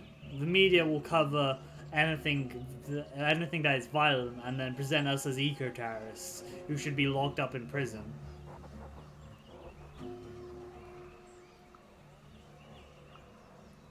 So we just need to give them, the press, something interesting. I looked at reporters, and they were a bored bunch from competing media outlets, thrown together on circumstance. I just needed to give them something interesting. I let the forest talk through me. Are you going to stand there and watch as our mother is being killed? I asked. For a moment. I was surprised by how clear my voice was. The logging don't respect the forest. They don't respect the spirits and traditions. They come here to destroy, but they don't realize that in the long term, their own survival depends on the forest. It had an effect, not just the one I'd hoped for. And that's exactly the new age bullshit I was hoping for. I turned and saw some journalists lowering their cameras. There was a sticker on one of the logo of national TV station. Who said that? Now let's throw a few shots of that freak, he pointed towards Kim. Why are deviants destroying the traditional ways of life in Polish countryside, reporters started to say into his microphone. I will spend the willpower. Because I need that willpower. Because I have enough. What's up with you? I asked the other reporter. Have you lost your spark? Have you forgotten why you do this job? I held my breath. What the? We've got kind of spiritual. The naive, spiritual, multicultural versus the local materialist, traditionalist angle could work. They looked at each other. Okay, give us your best show. They turned to Cornell. I want you to meet Dr. Prata Myers, he said, presenting the somber woman with short, bleached out hair. She's a specialist in endangered species who has something very interesting to share with you. I did well. Gained neutral willpower with you. I called it a success. This is a moment when you exit the scene. Kim turned towards me and gently but firmly pushed me away. We'll be in touch, they whispered. Oh, does Kim go by they, them pronouns? Oh, I messed up there. Do they?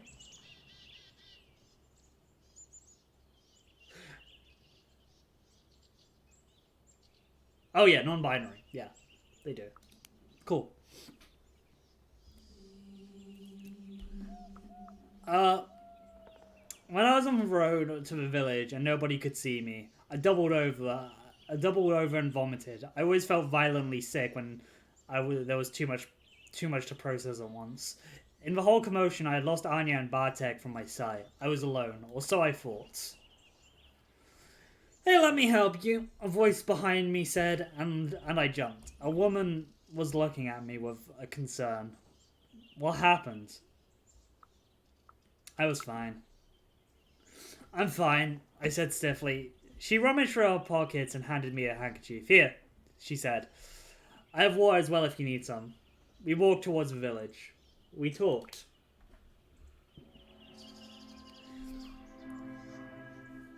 I learned that she was an independent German reporter who had come from here about a month ago. Her name was Erika. Erika? Yeah. Erika? Erika. So, why are you protesting the logging? She said after a few minutes of small talk. We have to save the Pushkara. Pushkara? Pushkara? Yeah. I think the Pushkara is unique, and when I see how many trees they've cut down in one afternoon, it broke my heart, I said, still shaking by the sheer number of fallen trees. I have to do something. I can save the forest. I looked at her. And why are you asking? She looked at me with renewed interest. Do you know why they're cutting down the trees? She asked. Because do you know that logging is done by the government company, the State Force? I had no idea. I didn't know that, I admitted. In fact, I knew very little. And there goes our rage. I knew very little about the situation, I realized. Just what the others had told me. Erika reached out from her notebook. It started with a sprue bark beetle. Erika noted into the notes and started explaining the whole situation. That year, the beetle's infestation was catastrophic proportion, and the forest decided that the only way to stop it and save the rest of the forest was to cut down as many infested trees as fast as possible.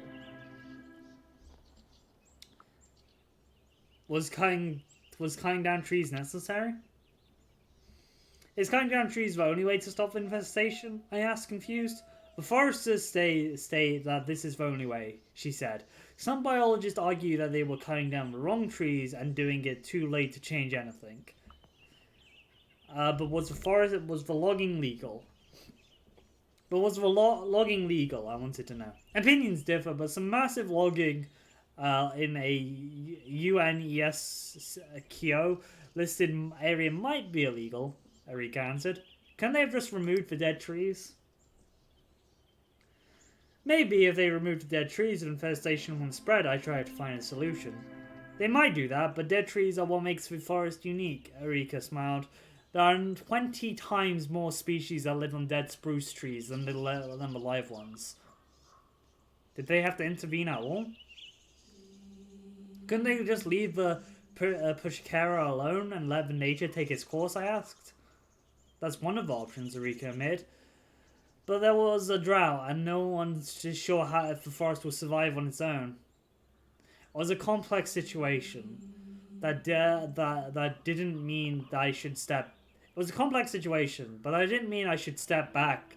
I felt like Erika was deliberately playing devil's advocate. I needed advice. I tried to understand her point of view. It takes a willpower, which I just find out really funny. I see that you're trying to show me a whole picture, and I appreciate that, I sighed. I just hope that would be an easier answer. It's doing my job, Erika said, shrugged. I describe all aspects of the situation to you, but it's up to you to decide what you want to do. It was a tough decision. I shook my head. Why did the situation always have to be so complex? At least I was sure that they were cutting down the trees, and the Pushkara needed help. I asked her to stop and listen. Stop for a moment and listen, I asked Erika. We stopped there, listened to the birds and the wind and the trees. We breathed in the smell of the forest. We felt the sun on our face. That's why I cannot let them cut down the trees, I said. She looked skeptical. You're not the only one who feels helpless, she sighed. So don't let the complexity of the situation stop you. Life is always complex, and yet we carry on. I said nothing. There was so much to process at once. Everything that happened at the logging site. The heat, the stench of the harvesters, the tension between Olga and Cornell. That you could cut with a knife. It all made my head spin. What's the matter? She asked. I share my fears. Something wasn't right with the whole situation. I don't know what it was and that scared me. I took a deep breath and I remembered what Canal had said. All this mystical stuff. And they said that the forest needs my help. I shook my head. It's a lot to take in. And there was a foul smell back there. She looked at me with a weird expression. What smell? She asked. How come she didn't smell it? You didn't smell it? The harvesters reeked of something like meat that had been rotten in acid. Only worse. I couldn't even find the word to describe it. But the memories of the foulness still clung to the back of my throat, swimming in my sinuses. I know what you're talking about, she answered slowly. But I don't think everyone can smell it. I looked at her and raised my eyebrow questioningly. Her eyes. There was sympathy in her eyes. You'll learn in your own time if you stay here too long enough, she said, clearly wanting to drop the topic. I let it go. I shrugged. Cryptic remarks never did anything for me. The situation was complicated, even as it was. I just hoped I hadn't made things worse. We walk in silence. When I opened the door, I found Anya and Bartek sitting on Anya's bed. They were a little flustered and nonchalantly trying to look as I looked like I hadn't interrupted anything. We lost sight of you, Bartek said apologetically. I'm glad you made it back in one piece. How was your day? Anya asked. I learned a lot. Do you know that the government supports the logging even when it was illegal? I shared my dismay. Even if they support it, it can't be illegal. Bartek crossed his arms. Of course it can. I threw my arms up in frustration. I gave an interview. I shrugged, but I'm afraid they manipulated the shit out of it. An interview. But you only just got here, Anya exclaimed. Bartek shook his forehead. They never talk with the locals, he murmured. It just sort of happened, I shrugged. I met a lot of new people. I met some very interesting people, I said, excited. Yeah, they look like a colourful bunch, Anya grinned. Bartek rolled his eyes, colourful and uninvited. They sure are passionate. They argue between themselves more than they argue with the loggers, I added. That's all I wanted to share. I shrugged. Just another day in... Barazar. We sat in silence. You know there's more to see here than Barazar, but Bartek told me. You could visit... Pogalasia is a village in Baraskar Forest established in the 17th century to produce cattle. Bodai is a village in Baraskar Forest, known for its open-air folk museum and the corpse of an ancient oak. Okay, that sounds pretty cool. I'd visit. I'm gonna be honest.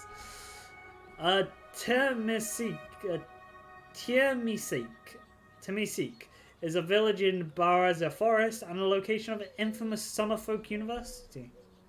And Salonka is a village in Baraza Forest built in the 19th century around the forest industry and now a tourist destination.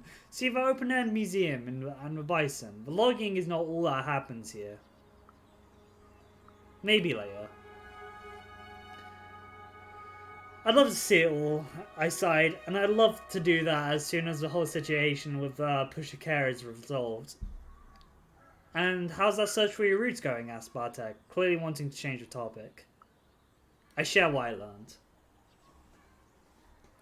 They say that when the forest is in need, it reaches out to people, I said. And for some reason, this time it reached out to me. Wow, Anya looked impressed. Honestly, I'm not sure what to think. But if you need something, let me know. I was tired. I sat there, looking through the window. The day had been full on, and I was exhausted. I didn't notice when I'd fallen asleep.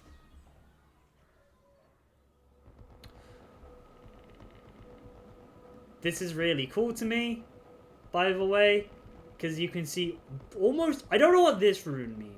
This rune's a bit weird, the one I was floating at. That's a black spiral rune, this swirly one. That's the Red Talon one. That's the Stargazer one. I'm pretty sure. It was like, I'm forgetting what these all these runes mean. Pretty sure that's anyway. It was quiet now, and yet deep down inside, I knew something wasn't right. I run, so we can get rage back. I was running through a forest to the logging site. It was dark, the light seeping away, as though there are millions of tiny punch holes in the sky, through which it can escape, and the darkness starts to pour in. I know what I will see. I see bodies strewn across the ground, bloodied, maimed, their limbs torn from destroyed torsos. I can see some of them are still alive, still struggling for air, trying to live. They are all trees, fallen trees, still alive, still struggling for air. And there is a stench. I smell them. The stench is dark and rancid, putrid. They are monsters at the edge of the forest.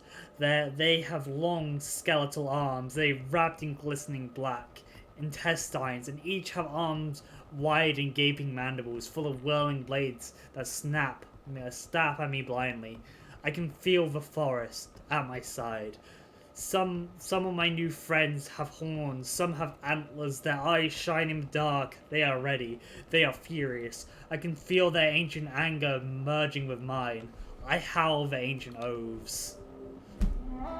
I howl the ancient oaths and invoke the moon. I spill blood, and the spirits of the forest move. I am one with them, biting off heads, tearing off limbs. We are a nightmare come true. Then I wake up. I am gasped. I gasp and bolt upright. I was alone. The sun was setting in a deep red light. The room looked like they bathed in my blood. The pillow and duvet were on the ground, and I was sweating bullets. I look at my legs. When did they become so hairy? I could have sworn I shaved them that morning.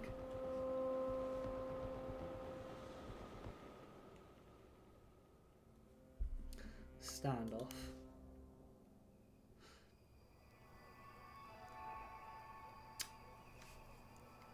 I thought I was going back to sleep, but I couldn't since I had arrived in the village.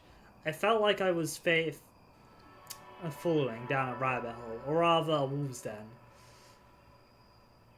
My dreams were getting more and more vivid, and I was scared. I needed to talk it over with someone I trusted. We got Cornell, we got Daniel, we got Anya, we got Beckett. We'll go with the problem is I didn't trust anyone.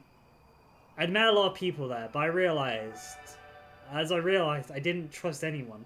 They all seemed to have secrets, but that didn't mean I couldn't use them to get the answers I needed. The sun had just set.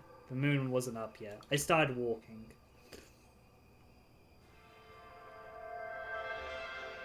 And the forest loomed on the horizon. The activist camp was somewhere there. I stopped. I soon ran into Beckett and Anya. "Oh, Mia, good to see you," she said. "We need to talk." I was all ears. "We're worried about you since we got here. You look distant," she explained. I asked around. It seems like you're associating with some dangerous people. "They know about the forest and my connection to it," I answered. I need that information. But I had to go alone. Oh no. I appreciate your some concern, but this is something I have to do on my own. Anya looked at me stubbornly. "But you won't get rid of me that easily." And then we decided to walk together. Bartek followed us without discussion.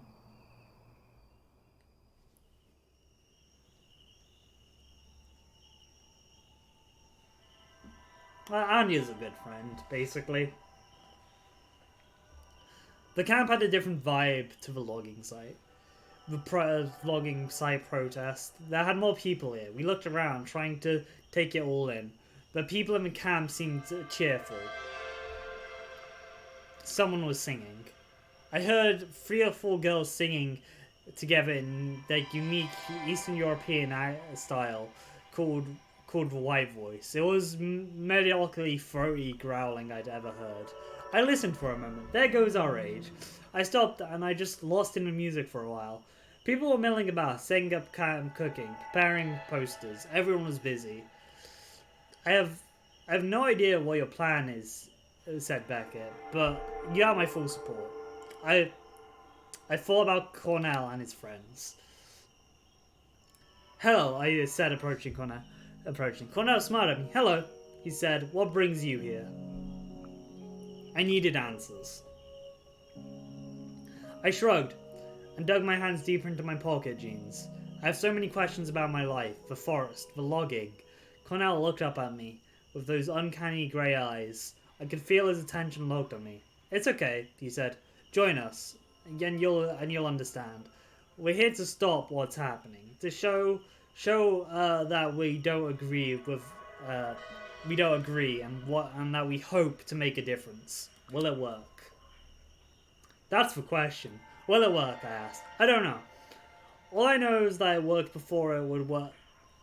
All I know was it worked before. It worked for Gandhi, it worked for segregation, it worked for apartheid in Ireland. It worked for communism, so let's see if it works with capitalism as well. Violence is not an option here. Okay, so I realized I didn't realize what he was referring to with this one.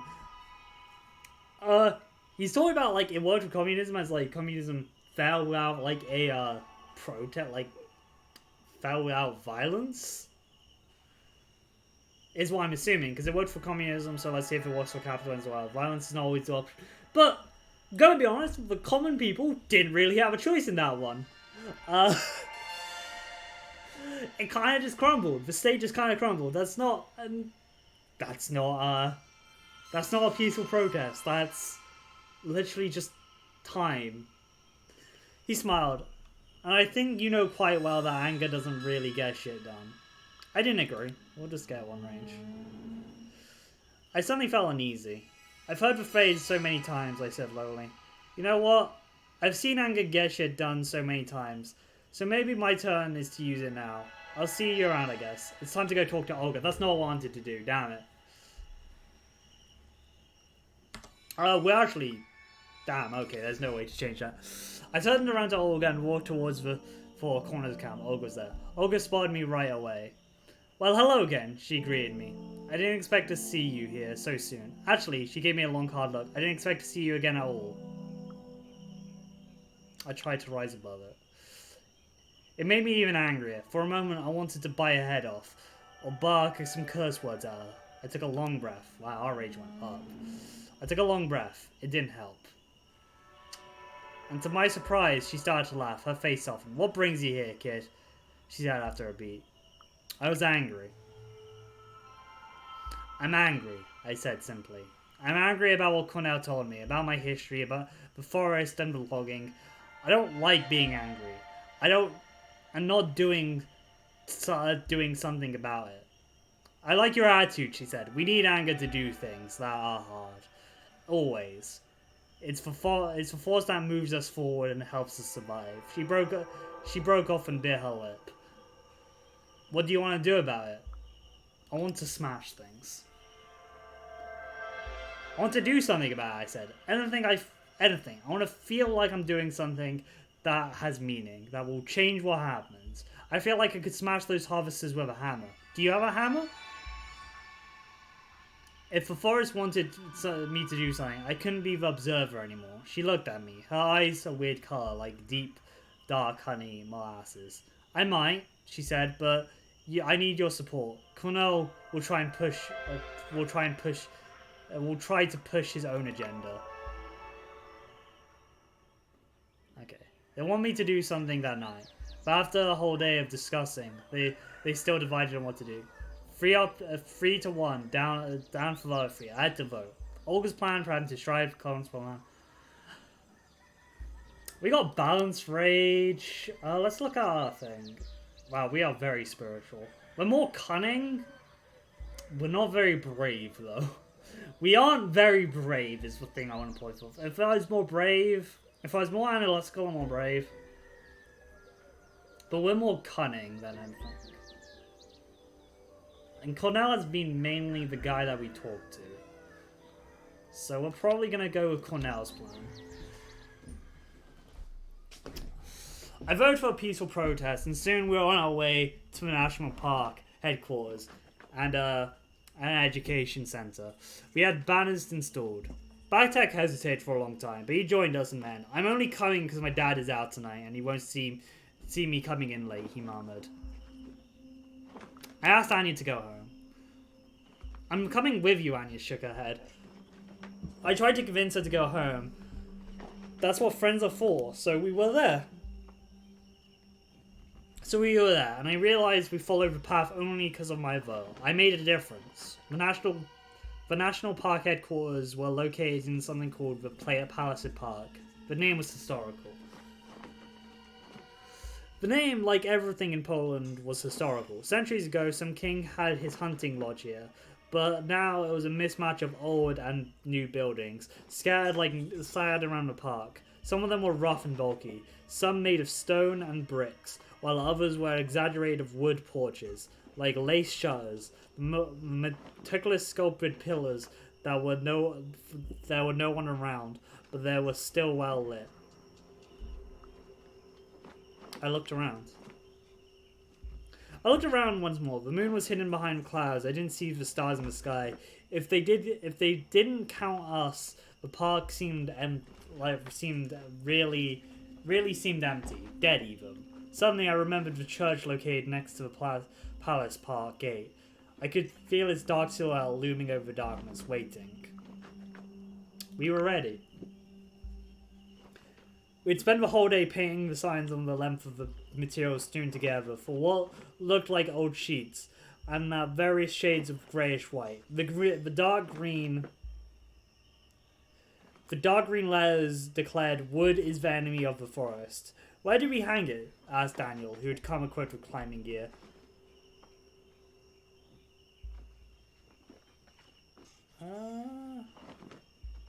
I share my recommendations. We got balanced rage. We'll do that. "I think we should attach it the drape pans there and there." I pointed to two corners of the building. Daniel nodded in agreement. "It doesn't matter," Olga said, "because hanging a banner is a waste of time." She was clearly upset that we ditched our plan, but perhaps she had a point. I asked her for advice. Damn. "So what do you want to do about it next time?" I asked her for advice. "We could vote for a plan that would actually had a chance to help the forest." Olga rolled her eyes. "It's a great banner, and I'm sure it will look good on the pictures published by many independent political blogs," she looked at Cornell. "But it's stuck so deep into the overeducated ecological dispute that people won't get it, and the loggers won't care." Cornell shook his head and gestured to Daniel to continue.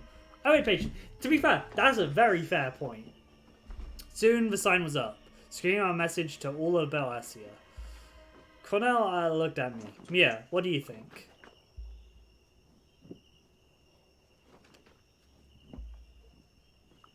I didn't get the slogan. "I don't get the slogan," I admitted. Cornell looked surprised. "Nobody told you? It's from the famous book about the Paraskara. Humans let the forest grow so they could take wood from it. But that isn't the purpose of the forest, and when done on a huge scale, it's actually devastating." Finally, we pulled the banner up. "My father will have a stroke when he sees this," Bartek let out a repressed laugh. "It's an important message," said Anya, looked up from the fire, looked up with fire in her eyes. "The world must know." I looked at the sign flying over the park. I was proud of our work. When we finished, Cornell gathered us up together. I was proud of what we'd accomplished and contributed to that. Next chapter break. I'm taking a drink because my throat is really hurting for this. We'd helped the forest, even if it was only a little. Cornell reached up for his bicycle. "Let's go for a trip to remind ourselves of what we are protecting." The woods were full of stars. They cycled in silence, enjoying the company of the forest, as if enjoying ours. After some time, a place of power opened before us. The boulders looked relaxed. A soft breeze rustled, welcoming us. Anya chuckled. "This is exciting," Anya chuckled, and I realized the energy was still there. I knew it, but it couldn't reach out to me. Not if I didn't allow it to.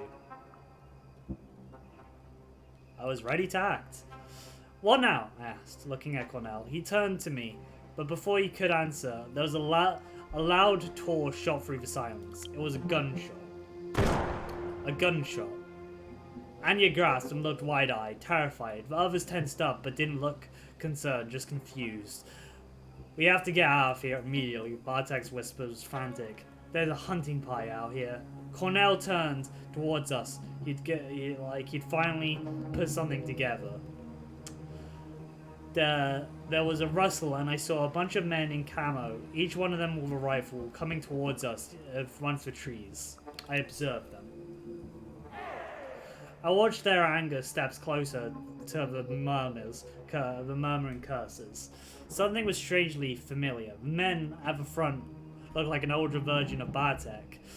He weighed us up for a moment and focused on Cornell. This area is close to the night, the huntsman said in Polish. There was contempt in his voice.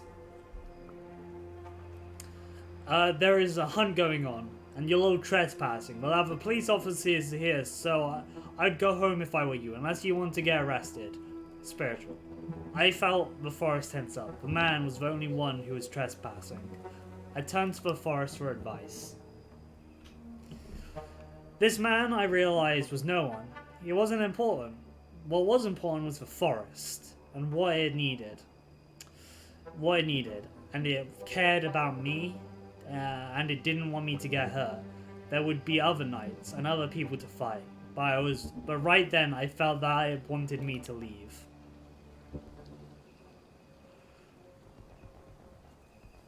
I ran, there and my lungs boiled, my skin slick with sweat, and the darkness thick around me. Anya and Bartek were running just behind me, or so I hoped. Something was chasing me. We left the shouts and gunshots long behind us, but we couldn't stop. Something was chasing us. Two silhouettes, one lean, the other bulky. I saw them in the corner of my eye as they leaped forward. At first, I thought they were people, but as they leap got longer. As they leaped, they got longer and longer, smaller. I couldn't see clearly. It was dark. Sweat was blinding me. They were hiding behind the trees. I heard howling and growling, and then I saw there were wolves chasing us. I tried to run faster. Hoping Bartek and Anya could run fast enough, I sped up, giving them everything I had. I ran like my life depended on it, and it did. I threw myself in a dense bush. I heard panting and a snarl, and I threw myself down in nearby bushes. Something slammed into me, and I felt a sharp pain in my arm. I looked up and turned around. I looked at a wolf. They looked at me. To be fair, they won. I felt a strange connection to them. And then I started talking. You're looking for me? I asked, nonchalantly, where that would confuse them. The wolves dispersed, and then something happened. Something I couldn't see clearly. Two people stepped out of the bushes. I knew both of them. We'll go with Olga. Insolence, as always, Olga growled and lunged at me. I closed my eyes. There was a series of wet cracks, skin breaking, torn from within by muscle that suddenly grew. By bones rapidly grew longer, by fur and teeth and claws. When I dared look up, I saw two 8 feet tall monsters standing in front of me, a narrow path of forest. Fuck. Yeah, that's practically it. Fuck, I managed to whisper. And then there was only pain. The pain was unbearable. Nothing in my life had prepared me for this. I started laughing. Blinded by the blood and searing pain in my shoulder. What is our thing? We are a clever thing. We are a clever Furge. Blinded by the blood in my eyes and the searing pain in my shoulder, shoulder and chest, I could only laugh. This wasn't what I'd expected from this trip. You spend so much time planning only to see your whole life clash and burn. All I could do was laugh. I collapsed. I stumbled. I fell. The forest caught me. The forest caught my fall from a bed of moss and twigs. I stopped thrashing. A cold numbness engulfed me. No, I tried to get up. I pinched the earth, trying to feel something in my hands. I gritted my teeth, trying to get up. I collapsed again. I felt so cold. Suddenly, there was a light. I looked up. It was a full moon. It looked different. Luna in her full glory. That's a good chapter name. The moon was a goddess, and she had noticed me. Get up, she said. I got up. I got up. I felt good. I knew that I shouldn't, but I didn't remember why. I didn't care. I stretched. My muscles were sore and clamped, so I stretched like I've never stretched before. My arms were long. My legs are strong. My heart pumped, and I felt like I spent my whole life packed into a box, and I've finally been set free. I breathe. I take a breath, and my ribs and muscles move. The forest smells of blood and fear and excitement. I am happy. I laugh. I laugh happily, and others laugh joins me. We laugh and sing to the moon. My mind is clear. My mind is clearer than it's ever been before. I see world as sharper contrasts of black and white, movements and stillness. I smell prayer. I hear language in the hooting of animals, the whispering of the wind, and the snarls of wolves. I am the one with the forest. Something stings within me. I look around. A small, malformed creature points a stick at me. The stick blazes and fires, and another sting. The creature is no threat to me. By its presence, I am annoyed. Its smell almost sends me reeling, and I don't like being pricked. I push it away. I push the creature away, and it flies through the air making funny noises. Then it hits a tree and stays there, pinned to a branch like a butterfly. My ears pick up. I hear more creatures running blindly through the bushes. I feel better. My legs no longer sting, and I feel better than I ever before. Is this a dream? Go with that. Maybe this is a dream. I think as I move slightly through the undergrowth. The creatures running away, their backs turned to me. I watch them, and I lean, and I learn how they move. Suddenly, one of them turns away. We lock glances. I roar. The creature falls down and curls into a ball. It smells of ammonia. Piercing light bursts into my eye. The creature surrounds me. They work together like a pack. They are dangerous. I strike them one by one. I hide in the shadows. They are too slow, too dumb, too clueless to notice me. I strike them down one by one. Some fight back. Some manage to defend themselves briefly, but most of them still don't see me coming. A new smell. The wind brings a new smell. The air tastes of fur and musk and blood. Shapes move along the trees, but they are no creatures. They are people, like me. Suddenly I'm surrounded by them. I think of them. They seem familiar. It's like I meet them in the past, but they were hidden. They are close to me now. They're closing on me. What do I do now? I wait. I relax and wait, unflinching. They approach and sniff the air. Their smells are overwhelmingly familiar. Once the people had sound attached to them, but now I realize sounds were not the true names. I look up and see no moon, only clouds and tangled branches. Something changes. And I realize how tired I am. I stumble. Darkness.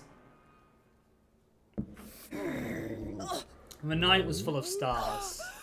I opened my eyes. Carefully I opened my eyes. The forest moves around me, thick and dark. The trees' trunks wrapped tightly in dark leaf ivy. They're covered in ripples of lichen. There are vines that hadn't taken hold. The thorny leaves brush at the base of the bases where they were overrun with nettles.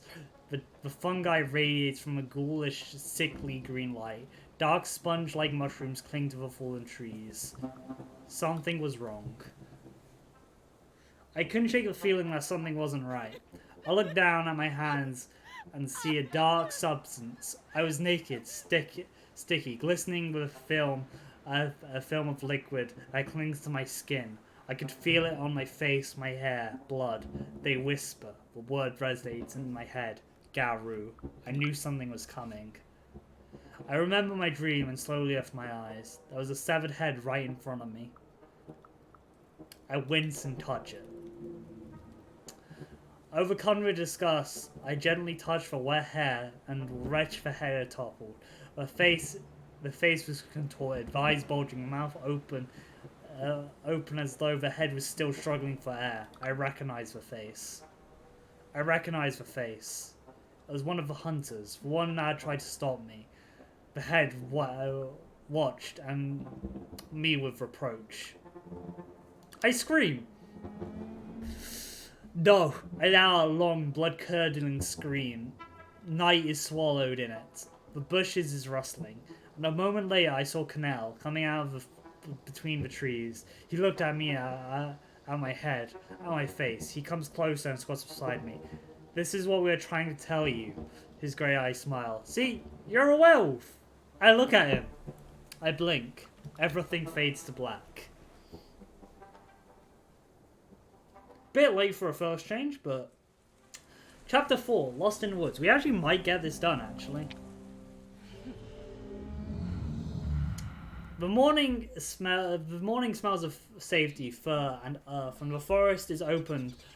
I open my eyes and see other people cuddling up to me, their muzzles resting on their paws as they slept. Gentle snoring fills warm space under the low-hanging branches of Volt's roost. I went outside.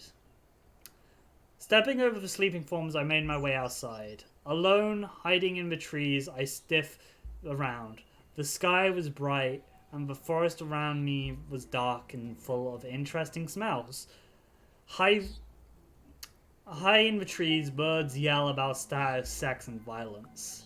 Something is wrong with the picture. Something wasn't right. My brain wasn't working as it should. The smells were too strong. The grass was too tall. There was qualities I couldn't recall that was missing from the view in front of my eyes.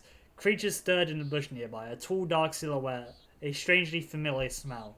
I tense up. And watch the human as they look around. Mia, are you there? They said when they noticed me. It was time to get out of there. I spasm. Suddenly I feel like cramps and spasms surging through me at every change. I was Homid. My body started resetting itself to a familiar shape and it hurt. Bones cracked and fused again. Muscles and sinews moved under my skin. I cried and thrashed, and then the panting and sweating, I was Homid again. I hit the ground with my bare ass, colors exploding. The forest morning breeze suddenly became cold and I shivered. I looked up. Confused, I looked at the person approaching me. I prefer being a wolf, but you people have a thing for dressing, so Daniel handed me a bundle of clothes. Take them off before you change, and if you survive long enough, Lisa might teach you right to make clothes change with you. I took the bundle. Oh, I forgot to take my drink. Hang on, give me a sec. Okay, that's the last of my water. Let's see if we can get the game done. I snatch a bundle and start to pull the clothes on. Sturdily and comfortable. Boots, cargo pants, a green hoodie. They fit perfectly. I thought about the previous night. When I was raging through the forest. About how different I experienced the world through the wolf sense. And how about the discomforting confusion of changing shape. I was a werewolf. There was no denying it, I was no longer human. Wait a moment, right? Do you mention a right I raised an eyebrow? You mean like magic is real? You're a werewolf. Do you need to ask? We just stood there for a moment, comfortable in the silence. I was wondering how unusually learns they're a werewolf. I looked at Daniel with new eyes. Cool.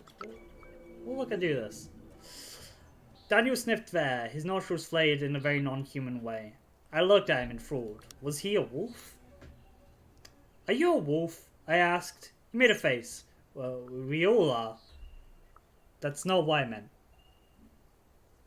You know what I meant, I sighed explanatory. He laughed and started back a little. He laughed, a short, barking laughter. Yes, I was born as a wolf.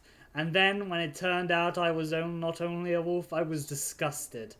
You know, going around on two legs, soft and helpless. You really want that? I didn't want to have to do with humans. But Lisa comes over one day, and she starts talking to me, and brings me to Olga. And I think, well, they are not bad, and they have stuff. Stuff is nice. I like stuff. He sniffed and the wind again. But besides, he said, I can show them Perscula the way I can see it, the way wolves see it. Once they see it like that, they never come back to their old ways. But how come nobody knows about werewolves? Didn't make much sense. It suddenly struck me. How come nobody knows about werewolves' existence? We protect the veil, was the answer. It's easy to convince humans that the supernatural doesn't exist. They already want to believe that, and delirium helps. Delirium? You mean delirium in the medical condition, I asked, remembering something that I had read about a acute confusional state. You'll have to ask Pat for that, but the gist of it is that humans are incapable of remembering what they saw in Chronos, he laughed. They panic, turn away, instantly forget, every time. Then I realized something. I realized something important. The wolves had awoken. At some point, the rest of the party had awoken and joined us. The clearing was full of wolves. Fuck. Look, the wolves were closing in one by one. They weren't really wolves, were they? They were werewolves like me. I will be right back quickly for a second. I do apologize. Give me a sec. I'll be right back.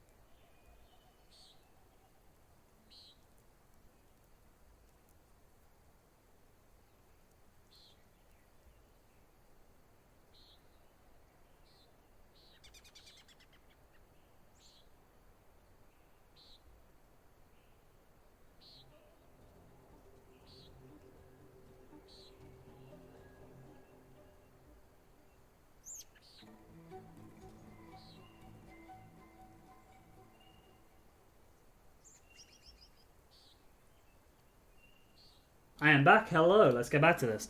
We're going to go with denial and escape.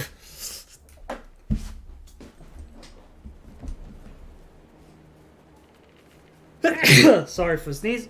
I ran desperately and searching, stumbling over fallen trees, splashing through creeks, hiding amongst trees. I heard the panting and the rustle of leaves behind me. I didn't hear their howls as much as I feel them, pierce my skin, gnawing down at my legs, showing me down. The patch under my feet was straight and clear. The undergrowth parted for me as I passed, offering me shelter. For a moment, I felt safe.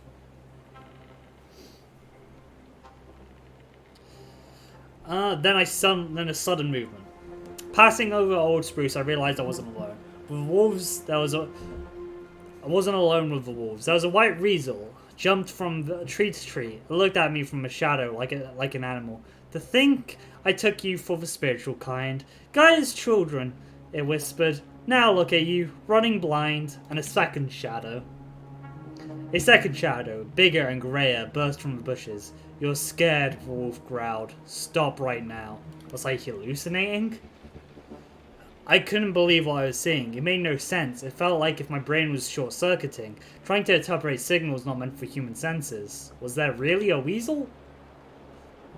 When I turned my eyes from a weasel, it flickered, as if a moment it was just projected on a broken screen. One moment, an animal, and a moment later, just an idea. When I talked, the air smelled of electrical discharge, and I felt like the words were being displayed directly into my mind. But hallucination or not, they just wouldn't leave me alone. Was I really about to talk to them? Am I really about to talk to you? I asked, realizing that I couldn't say what language I was speaking. No, you are not. My mind was sure that was what the wolf said. We are talking to you. We sent to educate you, laughed the weasel. Welcome to being a werewolf 101. Please fasten your seatbelts. I let them talk. I didn't slow down, but I let them talk, as they say. Better the devil you know. So they talked. In the beginning, there were Gaia, aka Mother Earth, and she gave birth to a mighty breed of warriors, Weasel began. It sounded electronical, like a teenager reading a Wikipedia page over a voice chat. They were called garou, the werewolves in werewolfish. Their sole purpose was to protect Gaia. They failed, whined the werewolf. The path split into three. The path was straightforward. Until then, it split into three. One branch I knew. It led to an old oak hill. The other were unfamiliar, with one leading to a bright clearing, the second into a deep dark woods.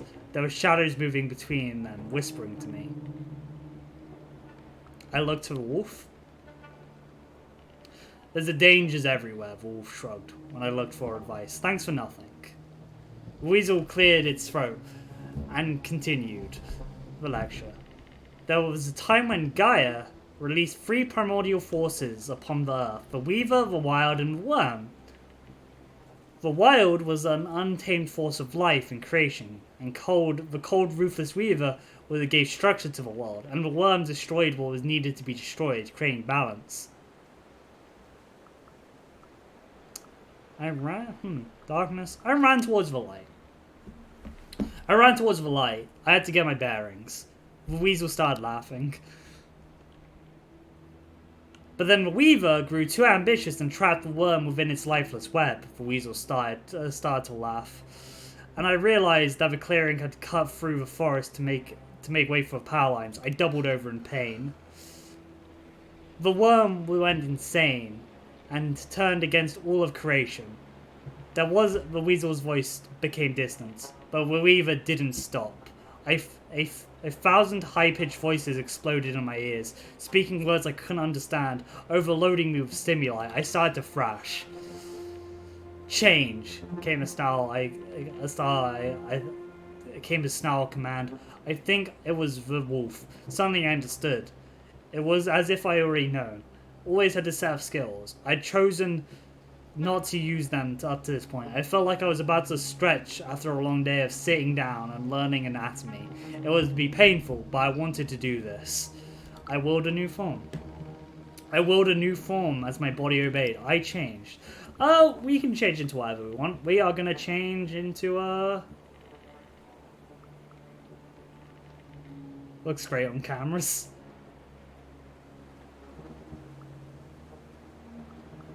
We're going to change fully into our garou form. I was Kronos, war form. Pain hit me like a wrecking ball. Every bone in my body breaking and moving and resetting. I roar in agony, panting and growling. I raise and raise. I am an 8-foot tall killing machine. It hurt. The change hurt more than I expected. My bones change and my muscle booms. Nothing can hurt me. Nothing that can trap me. Nothing can defeat me. I roar. I growl and my roar changes. I growl and my roar silences the chatter. I feel stronger than I ever have before. And then I collapse because I'm out of rage. I continue until there's no anger left, and then I collapse. My bones reset itself into a familiar shape. Bones broken and fuse again. Muscles and sinews move under my skin. I cry and thrash. Then I'm human again, with keen eyes, nimble fingers, and a silver tongue. A wolf in sheep's clothing. I am human again. Naked and shivering after the adrenaline rush. Fuck, I've ruined the clothes they gave me. Now, Gaia is dying, eaten alive by the worm and choked by the weaver, the weasel said, is climbing onto my shoulder. And sometimes you must fight the weaver, it said in a sad voice, but usually you can reason with its servants. I pricked my ears. I heard the wolf get closer and closer. Our packs are almost here, the weasel said, jumping down. Be a good cub, growled the grey wolf, and stay put. So I waited. This time I decided it wasn't worth running. The pack gathered around me, and as they were wolves, I understood every word they said. You need to see something. And we ran. You're a cub, you're grants you a vision. You must see. You're a cub, so you have a special privilege, said the weasel. Pride grants you a vision. You must see to understand, said the wolf. Think carefully about it and choose wisely what you see. Go fast, your family. Present the forest. Present the forest, because we've always been like, the forest is what matters. Ever-changing paths. It was hard to find the den, though I knew it was there. After I stepped on another sharp stone, I gave up my false pretenses and let my animal side take over. I turned into a wolf. I was Lupus, wolf form. I doubled over in pain.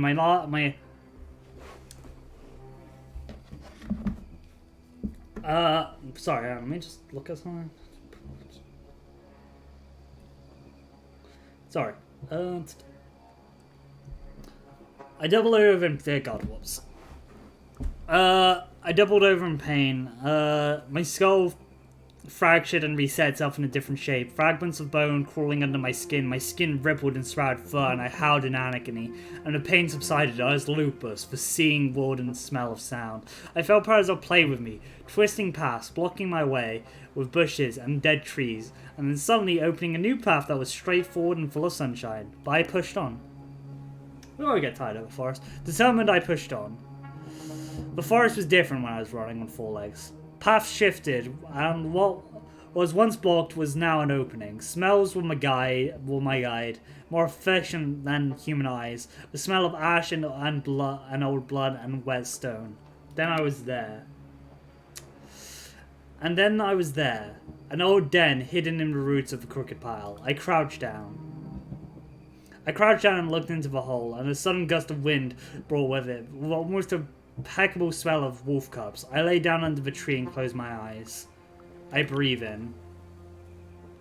And it fills me with peace and warmth. The wind rushes through the leaves, and there of the smell of a sweet dew and greenery. The sunshine shines on me. I close my eyes and extend my hands and feel my fingers dipping into the thickness of the grass that covers the earth. I hear a whisper. I am the grass, it whispers to me. I cover everything. The bird flies above the forest. The trees move in their branches, like green undiluted waves over an endless ocean. I see trees. They are being eaten by bugs, Vedescrin and die. I see foresters. I see foresters clearing the festering wounds in the forest to help it heal itself. I see humans living in the forest. I see a man sitting motionless against a tree trunk and a little squirrel walking down to him curiously. I am not alone. I hear mournful howls of lonely, heartbroken wolf somewhere in the forest. Look again, it says, as the smell of ash and tears overwhelms them. And I look. And I look again. I see sickness. I see trees are being eaten by bugs. They disgrace and die.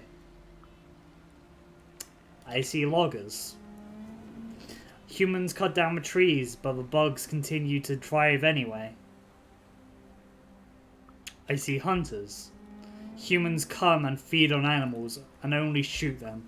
I see humans destroying the forest. The forest tries to heal itself, but nobody notices the sickness. Humans turn the forest into a desert.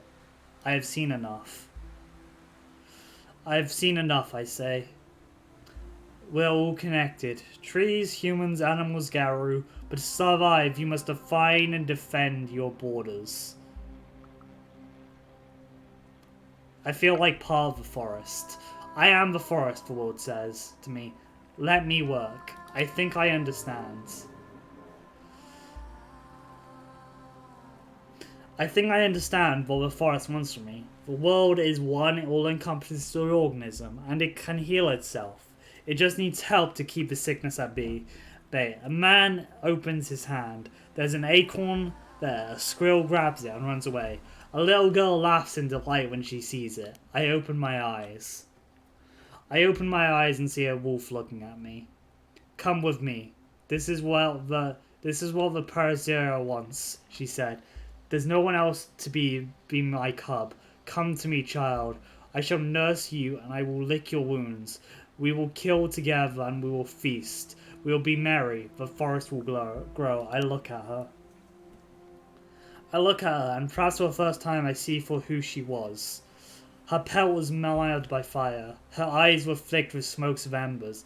Ash and falling from heavy flanks. She looks old, ancient and sad. And alone. She was Kazna's mother. Mourning for her stolen cubs, howling in the wood, perhaps for a response that never came, but she was more than that. She was more than one wolf. But a combined memory of all wolves that had lost their cubs, their kin, their brothers and sisters since humans came to a Pushakera. At least, that's what I thought when I looked at her. The wolf mother looked back at me. Something in her eyes made me realize that she was trying to tell me what the Pushakera wanted from me. Join me, she said. Only you can understand. Only you.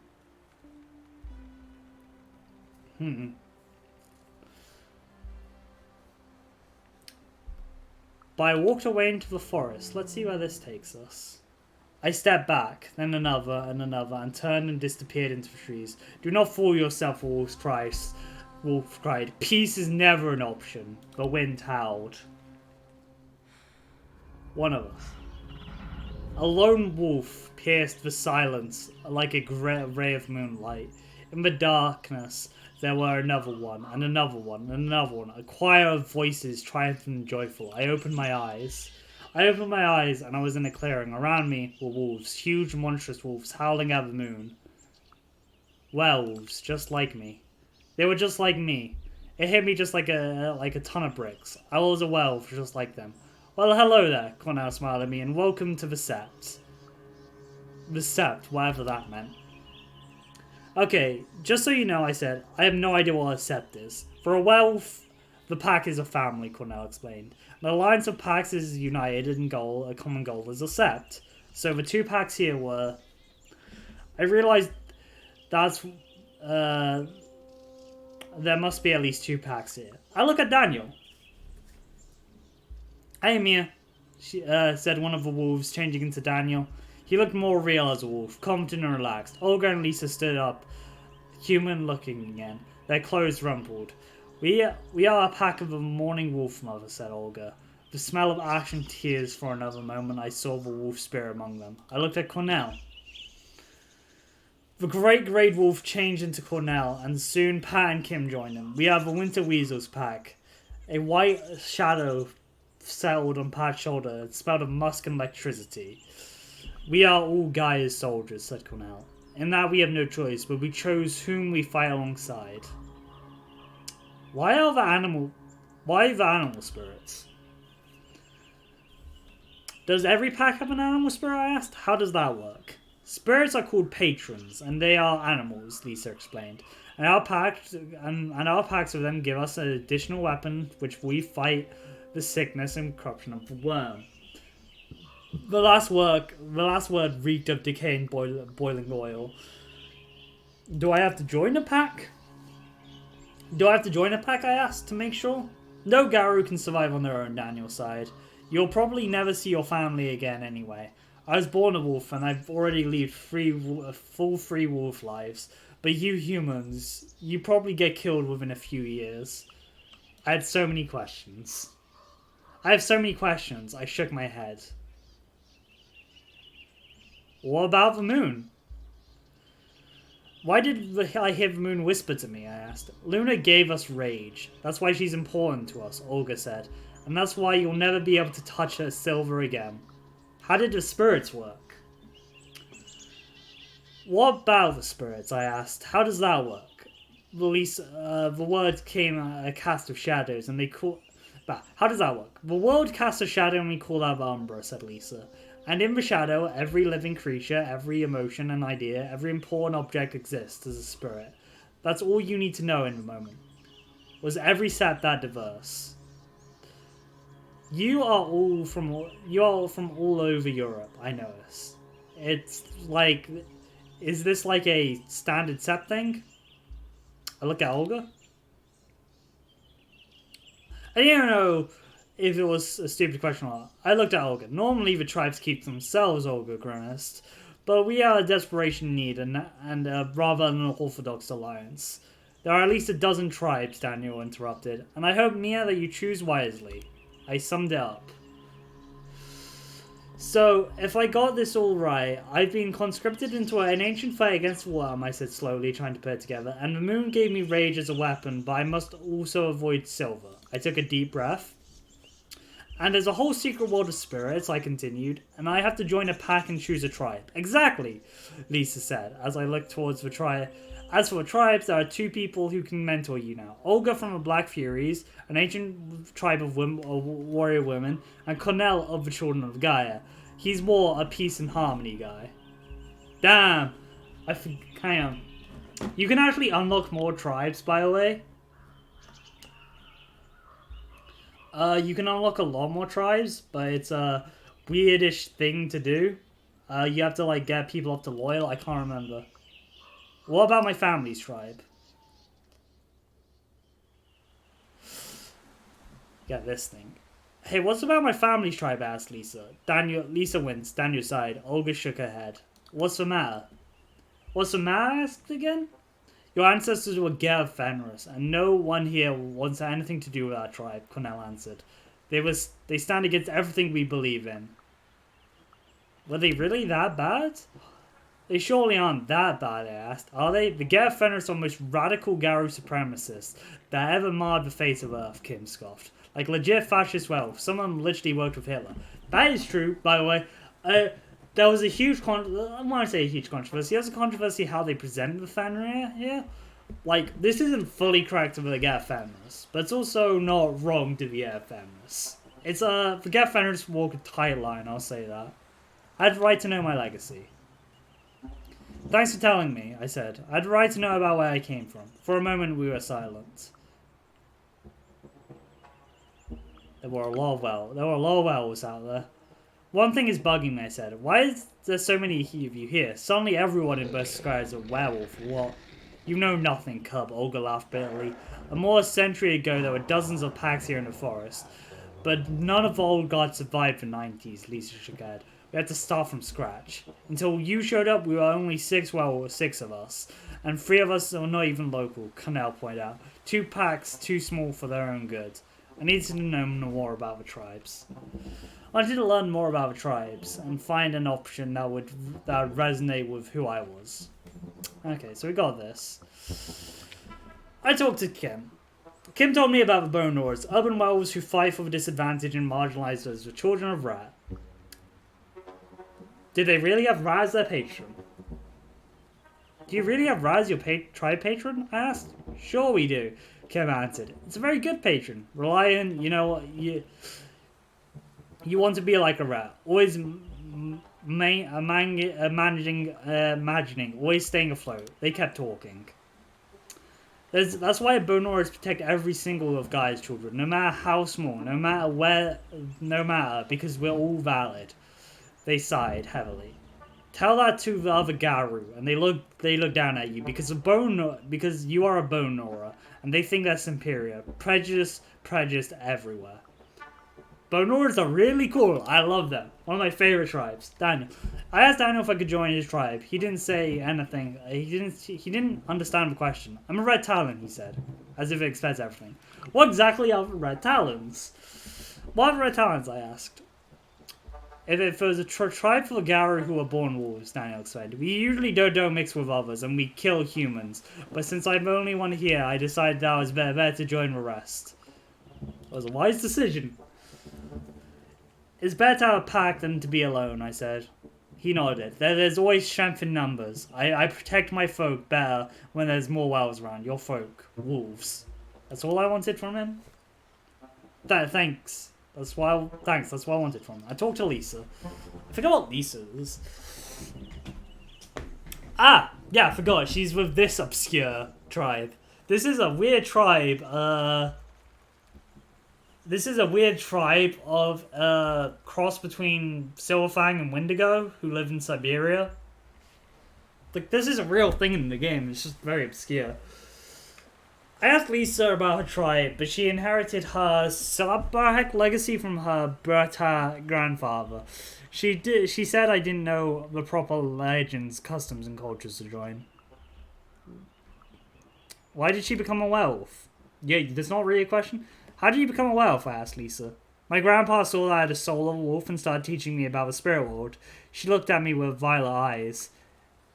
When the time comes right, he guided me through the change. My grandpa also helped me. I understand I had more in common with Lisa than I previously thought. My grandpa was telling me stories about the Perskara, I said, and I always think that made me who I am now. Oh, he did more than that. He must have told you about the garou tongue, I said. How do you know the high tongue? How else would you know the high tongue? I didn't actually know it was called the high tongue. I've been doing things into, that was a good question. I've been doing things into Forsaken, and I know Forsaken, like, straight out has a more creative, mystic language than Apocalypse does. So I asked, not sure of how to approach the topic. Sabaka, I mean, you're from Siberia, I hesitated and smirked, but the tribe name reminds me of something else. Yes, Serbak, she pronounced it differently, so it sounded like a Polish word. I must have heard it before. I'm sure I've heard that before, I said, but in a different context. In Russian, it means someone from Siberia, but in Polish, it has its own very specific meaning, Lisa explained. It's a word for a political prisoner exiled from Siberia, and there were, tens of thousands of them. What terrible name! Oh, whoops. That's a terrible name, I said, excited. Why would you identify with such suffering? Lisa bad half barely. My tribe name describes both my legacy. My granny was a political exile, and my grandpa was a Siberian indigenous. I used it because it spoke the truth. That's all I wanted from her. Thanks, that's all I wanted from you. I talk with Pat, and Pat is a glasswalker.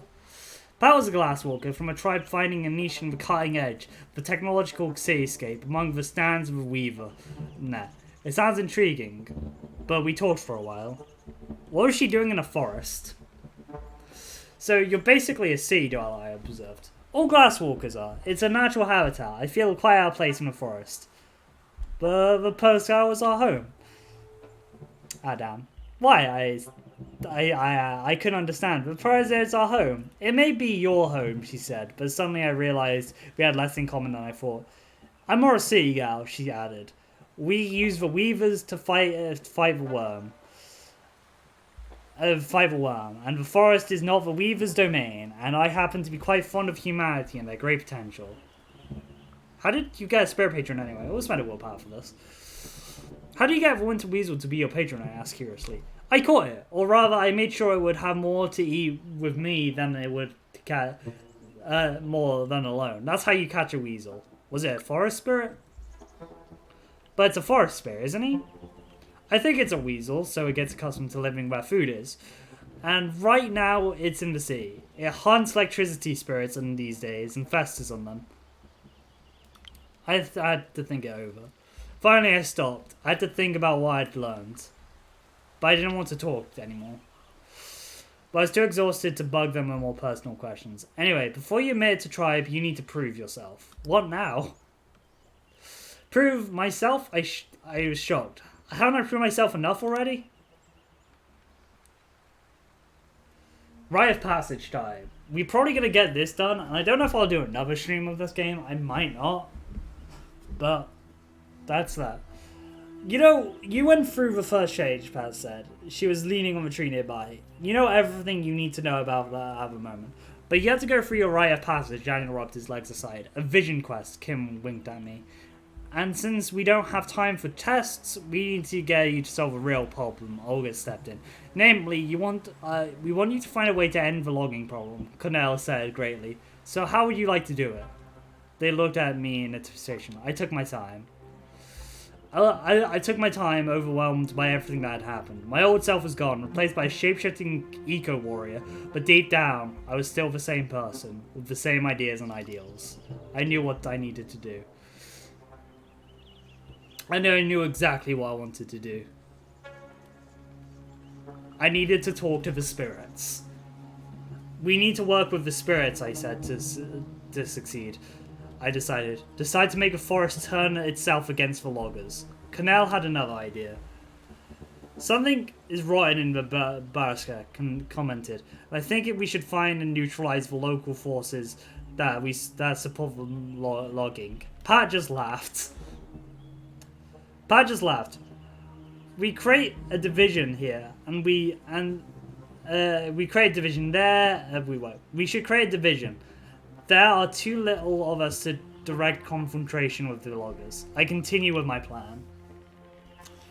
I'll talk with the spirits and see what I can do to help us, I continued. If nature itself destroys the logging equipment, there's no one to blame. Lisa looked thoughtful. I'll introduce you to the spirits you'll need to help. Daniel beamed. Spoken like a true Furge. You were born under the crescent moon, weren't you, Mia? How did he know? I look at him surprised. How did he know? Mum always told me that she gave birth to me. She saw a crescent moon through a window, sharper and brighter than ever before. I nodded. And all our stats are changed to all-spec stuff, which is really cool, I think. This game really has a lot of cool stuff. The pacing's messier is the only issue. You're right, I nodded. How did you know?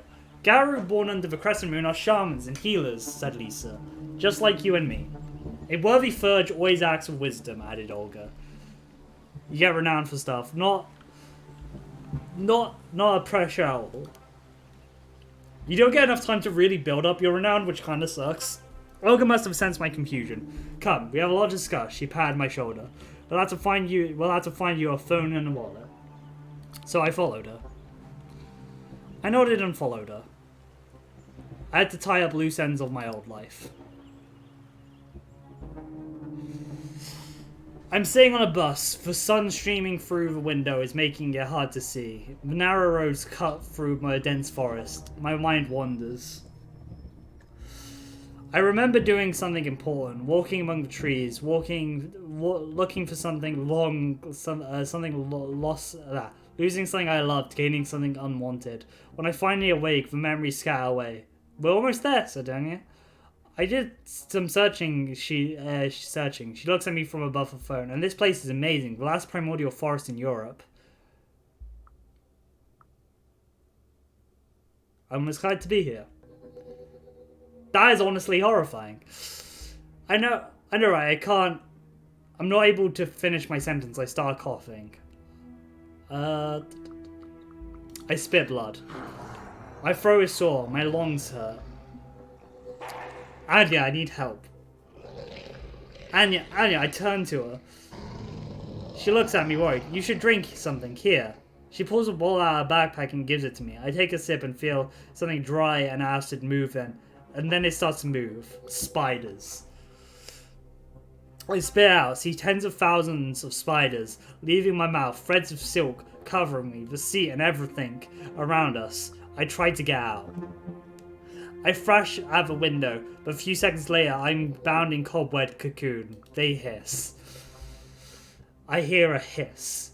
Then a slow, long, dark, bloody shape comes out of Anya's eye socket and pushing the eyes out.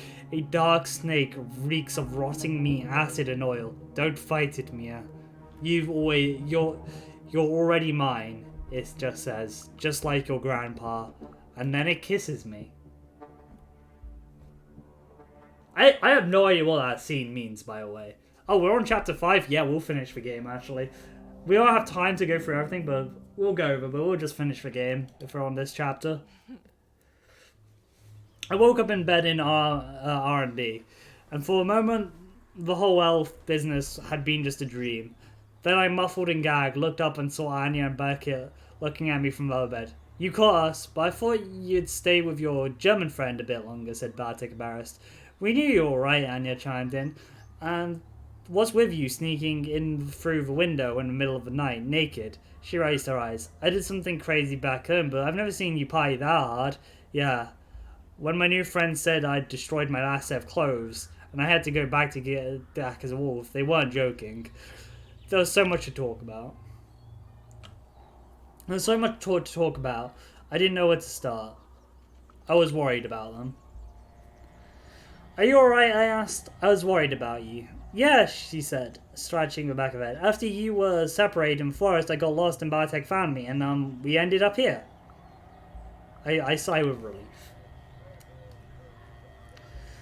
There was no telling me what they thought were true. They had no recollection of seeing werewolves, so Pat was right. A human mind couldn't cope with seeing a Kronos, and when the delirium ended, the subconscious patched the holes in their memories with something rational. But how are you feeling? Asked Anya. How was I? I'm alright. Sorry for disappearing all of a sudden, I said. Because what else could I say? I told a version of the truth. I got lost in the forest. Technically that part was a lie. It wasn't a lie. And then I stumbled upon the activist and I kinda got carried away. I want to tell her everything.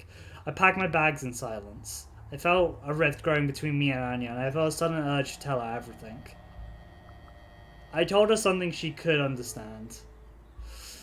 I couldn't tell her the whole truth. I was Garou, and I had the sacred duty to protect the veil. Something from mortal eyes.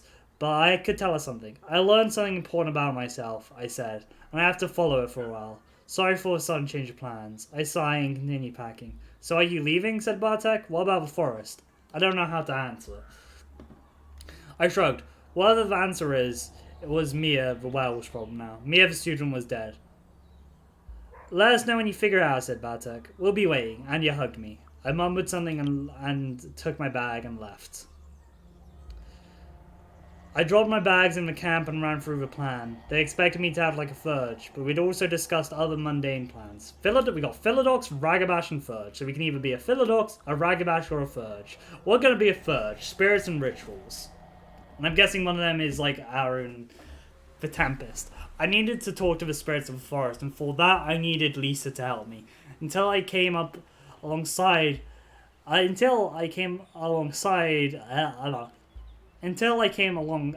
she was the only shaman in the two packs, so she was happy to finally have an apprentice. I had a lot to learn. Before I could face the spirits, I had to attune to the Pushkara and learn the proper rites that means addressing the spirits. Finally, we were ready. After a few days of camping in the forest and fasting and meditating, Lisa said I was ready. The spirits of the forest were waiting. The sun was setting. We stood in the middle of the clearing. I chanted the proper words. and called upon the secret names of the forest, and then waited. For the first time, there was a murmur, then a whisper among the trees, a rustle of leaves in the quiet, windless night. I closed my eyes. And smell the feathers in the night. Feathers in the night washes over me. Everything whispers inside my skull. A voice like a small claw scratching at a bone. What do you want? We need your help. Send the wind, send the rain, O great forest, I chant. Drown the machines in mud, break the dead trees so they fall into their hand, so they fall on their heads. Help us break their teeth. The rustling continued. The scratching became unbearable. Yes, the whisper inside the voice, the whispered voice inside my skull. But there is a price. I was ready. I am ready for anything, I shouted. Hunt us, young one. Find us and catch us, and then we will help you. There was a presence and they were gone. Lisa looked at me. This is what you've been trained for, she urged. Hunt. I change. And I go into I'm going into Hispo. Yes, we'll go into Hispo. Hispo, one of the coolest forms. I am Histro. Hispo, the monstrous wolf form. The pain is overwhelming. My spine cracks and twists. My knees and ankles break. I fall onto the ground. My jaw shattered and rearranging itself. My whole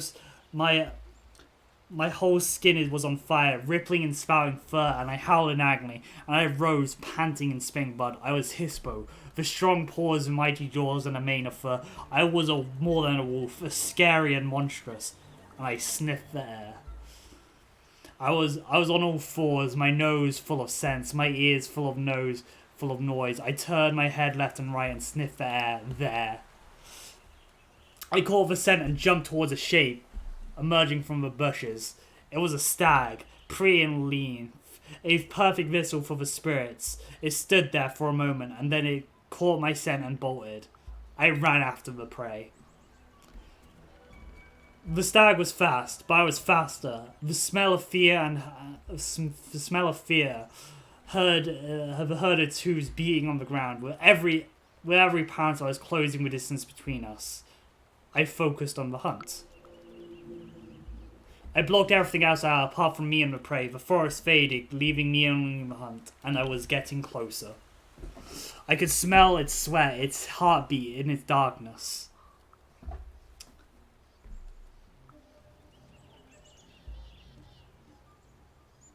And I pushed myself to the limit.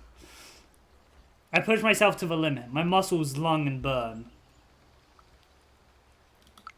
It was almost too easy. I lunged forward on the ground, with my hind legs, and landed on the stag's back. The hunt was over. I held down my prey. I changed to get a better grip. I growl and change. I am Glabro, the near-human form. The pain was stronger than ever I had imagined. I felt my muscles spasm and rearrange themselves. My jaw cracked in my mouth, filled with blood. I clenched my fists and my claws drove into my palms. I screamed, and when I rose, panting and sweating, I was more than human. I was Glabro, wolfish, strong and scary. I pinned my prey to the ground. It went limp, and then straggled again, and I realized that the spirit I was chasing was already elsewhere, but it was too late. Something moved behind me. Something big. I changed. We are rapid shifting here. I spasmed, my bone growing restless, claws breaking from my fingers and fangs sprang from my mouth. I tasted blood. I rose up. I roared the pain in my muscles. I grew an 8-foot tall killing machine. I charged. Oh, whoops, no, that's how I changed. Whoops. I attack. Oh no. No, I attack. I turned to attack, but when I saw what was behind me, I stopped in my tracks. At first I thought it was a bison standing there, with its head lowered. But then it was straight up. I stood on its hind legs. Ivy was around it. Its eyes turned dark and wise. Mia, it said, its voice so deep it shook me to its bones. It's you. I attack. I hit the forest straight in the chest with my weight. I swing and knock it over. No, I didn't mean to do this. The monstrous bison stepped back and slept to my side. I jump away. I fell to the ground, my legs moving away from the bison. I push. No, I push it to the ground with all my might and I feel a stumble. It's a hard fight. But I don't stop. We fight with nothing else matters. Suddenly, the beast collapses and crushes me. I barely escape. I was Homid human form. I was Homid with keen eyes and nimble fingers with silver tongue, a wolf in sheep's clothing. I rolled away at the last moment. I stood up. Eyes loyal to me. Again, I rolled over on the ground and stood up, the spirit looking over me, its dark, inscrutable eyes. You fought well, it said, with a voice of charmless birds. We will help you. I bow. We went through a lot of our things. I bow my head. Thank you, I said. When I looked up, the spirits was gone, and I knew the Perska was watching and waiting for my sign. I couldn't wait for the sad meeting that morning. Closing the deal with spirits was my rite of passage, and I knew that I did great. I couldn't believe that I made it that so far. Soon we met after the sunrise. We met soon after the sunrise on the same clearing when I woke up in the morning as a garou. Lisa looked at us, all unsmoked. Our patrons were looking at her expectantly, so she stepped forward, centering the clearing. I am a Thurge of the set, and I am here to make sure we do what is right. I hold my breath. She turned to me, and I held my breath. Mia, come forth. You are a cub who seeks recognition as an adult. I answer. I am. I answer solemnly. Are you apprentice to a tribe? Lisa asked. I confirm. I am, I answered. Who speaks for this cub? Asked Olga, stepping forward. I do. Lisa answered. I am Zoria of the Zakpak, Thurge of the Morning Wolf Pack. I observed the cub on her mission, and I'm here to tell the story. I'm Zoria, really. Secret names, cool. I wonder if there's all have cool secret names. They probably had. I love an ancient spiritual vibe of it all. That's a weird thing to say, Mia, but alright. Has the cub passed a trial? Asked Olga. I held my breath. I knew how it all had happened, but I held my breath nevertheless. She succeeded, was the answer. The challenge was hard, but she overcame it. Lisa turned to me. Have you chosen your name? Lisa said to me. My new secret name. Suddenly I remember my grandfather talking about his old friends. He never used their real names. They were always Thunder or Grey or Needle. I'd always thought it was a gorilla thing. Some kind of war name. Now I wasn't sure anymore. How to capture my whole life, my aspirations and my personality, my heritage in one name. I was unsure. Mist, a name more than more meaning. Witcher, a Polish name for glade. Pine, a tree in a forest. Enigma, a mystery. We'll go with a Witcher. We'll go with that. My new name is a Witcher, a Gale. I answered, thinking about the wrath of a forest spirit, unseen and yet impossibly ignored. As for tribe, we're going with Children of Gaia, probably. Choosing the tribe was another matter. All of these tribes are cool. All of these are cool. But since what we're going for is probably Children of Gaia. Children of Gaia, Black Furies and Children of Gaia have a very strong connection with nature. So Black Furies do have a strong connection to nature, though, is one of their big things. You know, we'll go Black Furies. I think I did Children of Gaia last time. We'll go with Black Furies.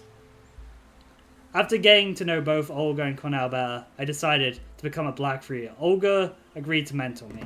Only one thing remained to end the ceremony and make me a full-fledged garou. I had to join a pack. I choose the Winter Weasels. We'll choose this weird balance we got going on. I joined Cornell's pack and choose the Winter Weasel as my patron. So it was done.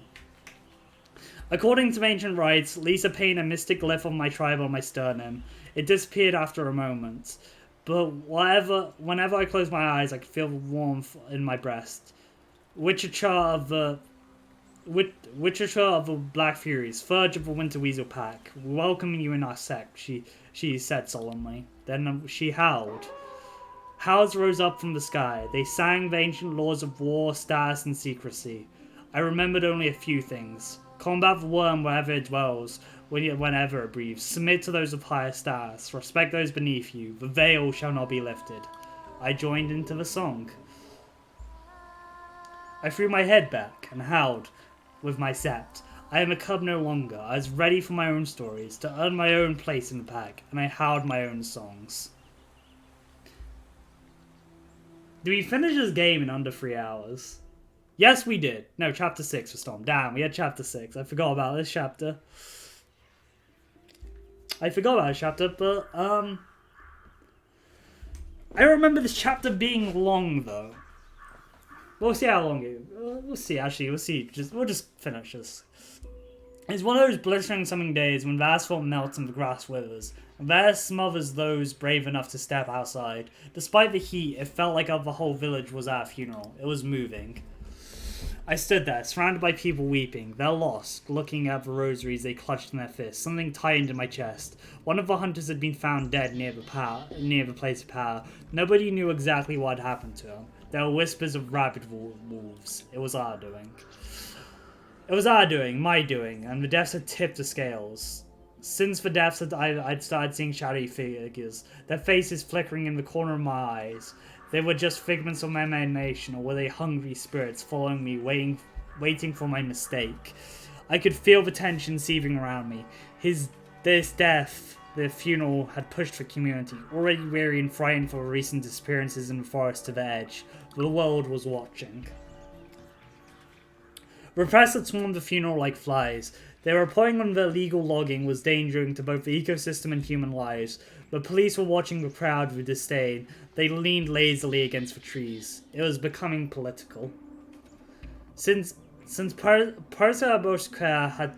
had become politically charged, and the highest place in Poland, it wasn't long before politicians and activists from both sides had caught wind of the commotion. The Minister of the Environment himself had drove down to Werewolf to attend the funeral. He was standing next to a priest conducting a ceremony, surrounded by police and what looked like a handful of bodyguards. The coffin went down, and the crowd stirred. Everyone started to line up to throw a handful of dust onto the coffin, or put flowers onto the grave. I felt someone join me. "Just look at them," said Pat. Joining me. Nobody wants us here. They fear us, but they would never admit that. I wish things were different. They have their reasons to, I sighed. I wish things were different. They would want us gone even if we weren't garou, she scoffed. From outside, we're activists fighting for the push to Kara. As you can see, speaking for 3 hours has got my voice just ragged and I can't pronounce words. But from the locals, we're just strangers barging in and telling them what to do and how to live our lives. We were exactly that. Well, we are strangers barging in, telling them out what to do, I shrugged. But sometimes we need a stranger to see what you have before your very eyes. Nevertheless, she was right. The crowd is not happy seeing us, and the minister knew how to use this sentiment. I listened in disbelief. I watched in disbelief as the priest handed him the mic. He wasn't someone you would call a good speaker. He repeated some platitudes, but he had only come to show his face and tighten the leash on the local logging community. The crowd listened in silence. It was our move. I realized the conflict was going to escalate, but with the forest on our side, we could end the logging at any time. We were ready to negotiate. There had been a storm the previous night, but when the final showdown had started, the sun was at its most merciless. The world was white with heat. The air smelled of herbs, bark, and tree sap. Insects buzzed lazily in the high grass, stunted by the summer sun. We were staying up the protest. The day was stifled as we stayed up the protest. The whole clearing was dedicated with banners, and we had our placards. The banners we'd hung around the national headquarters the week before were just a warm-up. Wood is the enemy of the forest was our main slogan, but there were many more.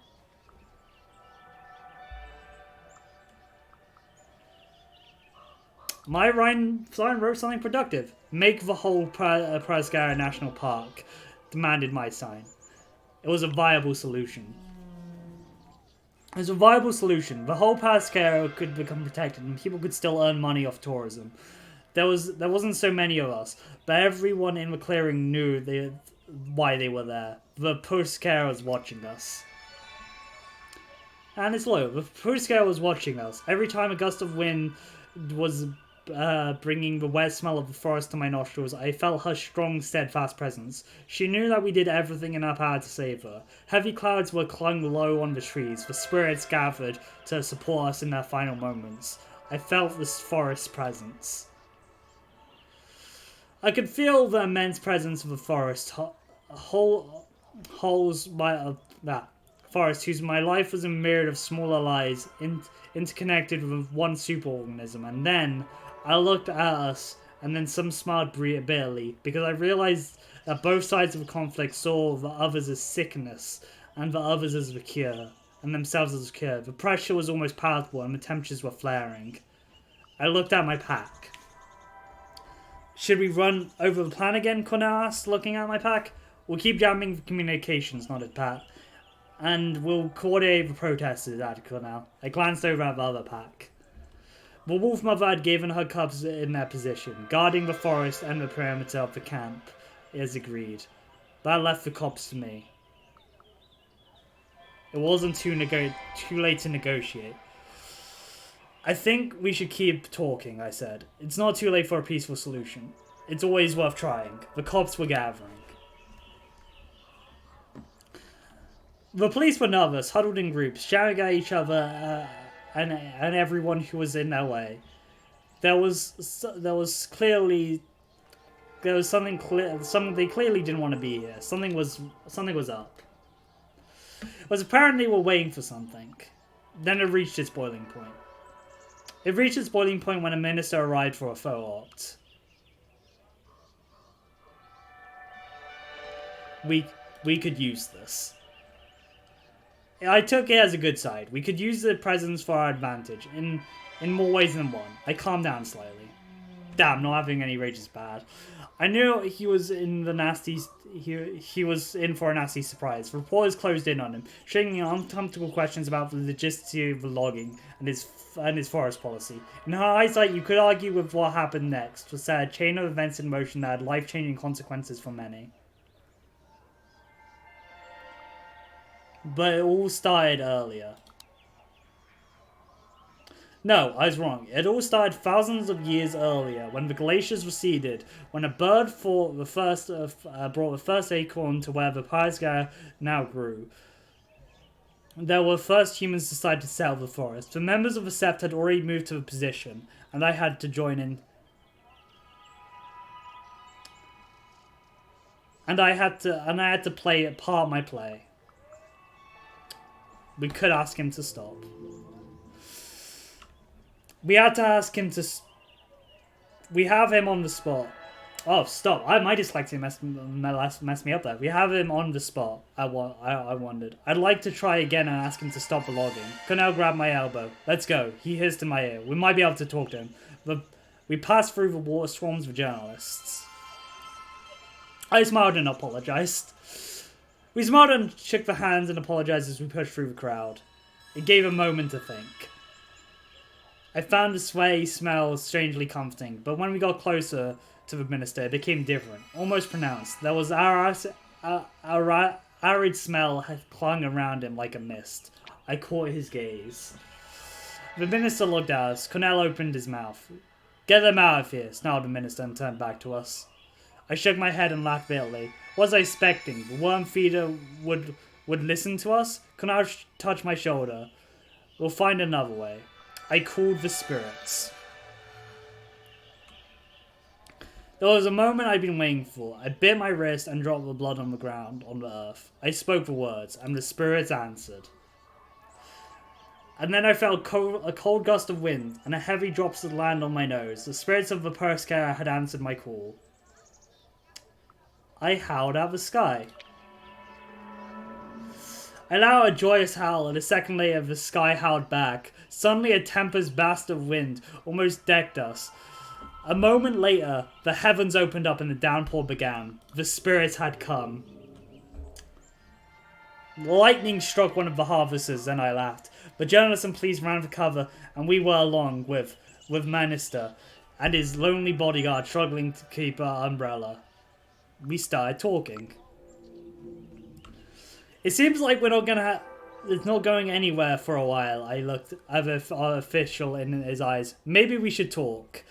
I could see that the minister was an apt politician and that he could smell a deal in it for himself, but I didn't really care. When talk started, we weren't alone. The sudden storm had eventually made all of us huddle in a makeshift tent.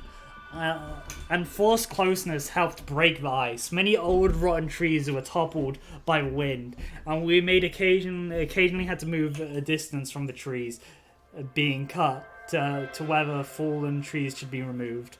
We started talking, and it became big. I don't know what tipped the scales in the end. The press, the internal tension, the local interest in coming together, our passion. The talks weren't easy. Finally, an agreement was within our reach, but the talks weren't easy. The state forest and the woodworkers, the local populace, ecologists, scientists, activists, everyone wanted something. By no means an expert. I was by no means an expert, but I wanted to play my part in the proceedings. I acted behind the scenes. Damn, we got a lot of wisdom. I kept out of sight, acting behind the scenes. There was a lot of unnecessaries, and I hoped the spiritual approach would help me keep my hopes alive. The talks went on, and of course, I had my opinions. Everyone at the scene had their own opinions and their own point of view, and I had mine. Let's take the bark beetle. In the middle of all of this was, of course, the spruce bark beetle. God. How could something so small cause such gigantic uproar? The beetle had always been a part of the forest ecosystem, pointed out the ecologist, but recent droughts made the spruce more susceptible. The forest is carried. We have to cut down the trees or it's a total disaster. I saw one problem with this approach.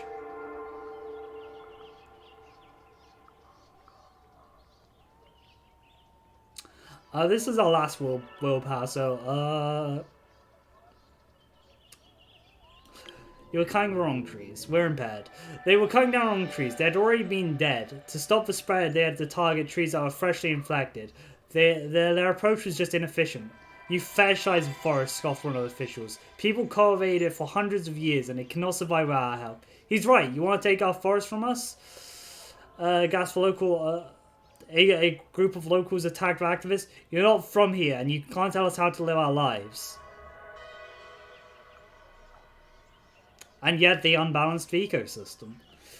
The problem was humans' inversion unbalanced the ecosystem, and if we pushed it any further, they'll lose all that made Persei unique. Opinions clashed, tempers flared, and we eventually knew constructive ideas started to emerge. At least one of them caught my attention.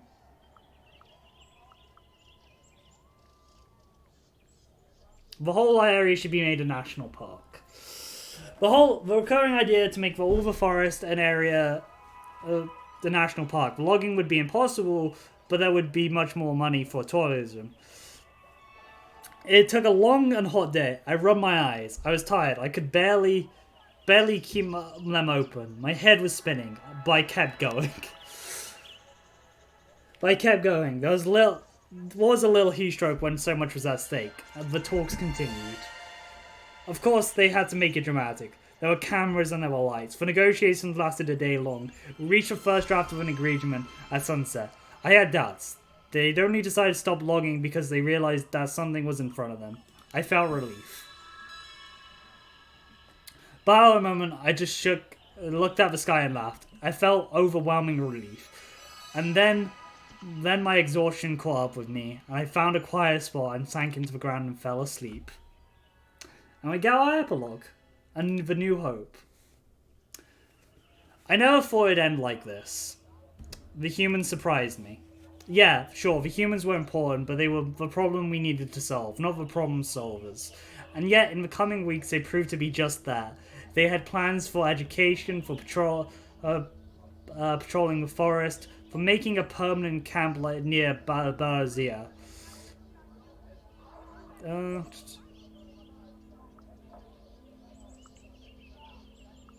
I felt relieved. It wasn't all that Olga had talked about, but it was good. There was hope. There was hope, and I felt relief. The logging had stopped.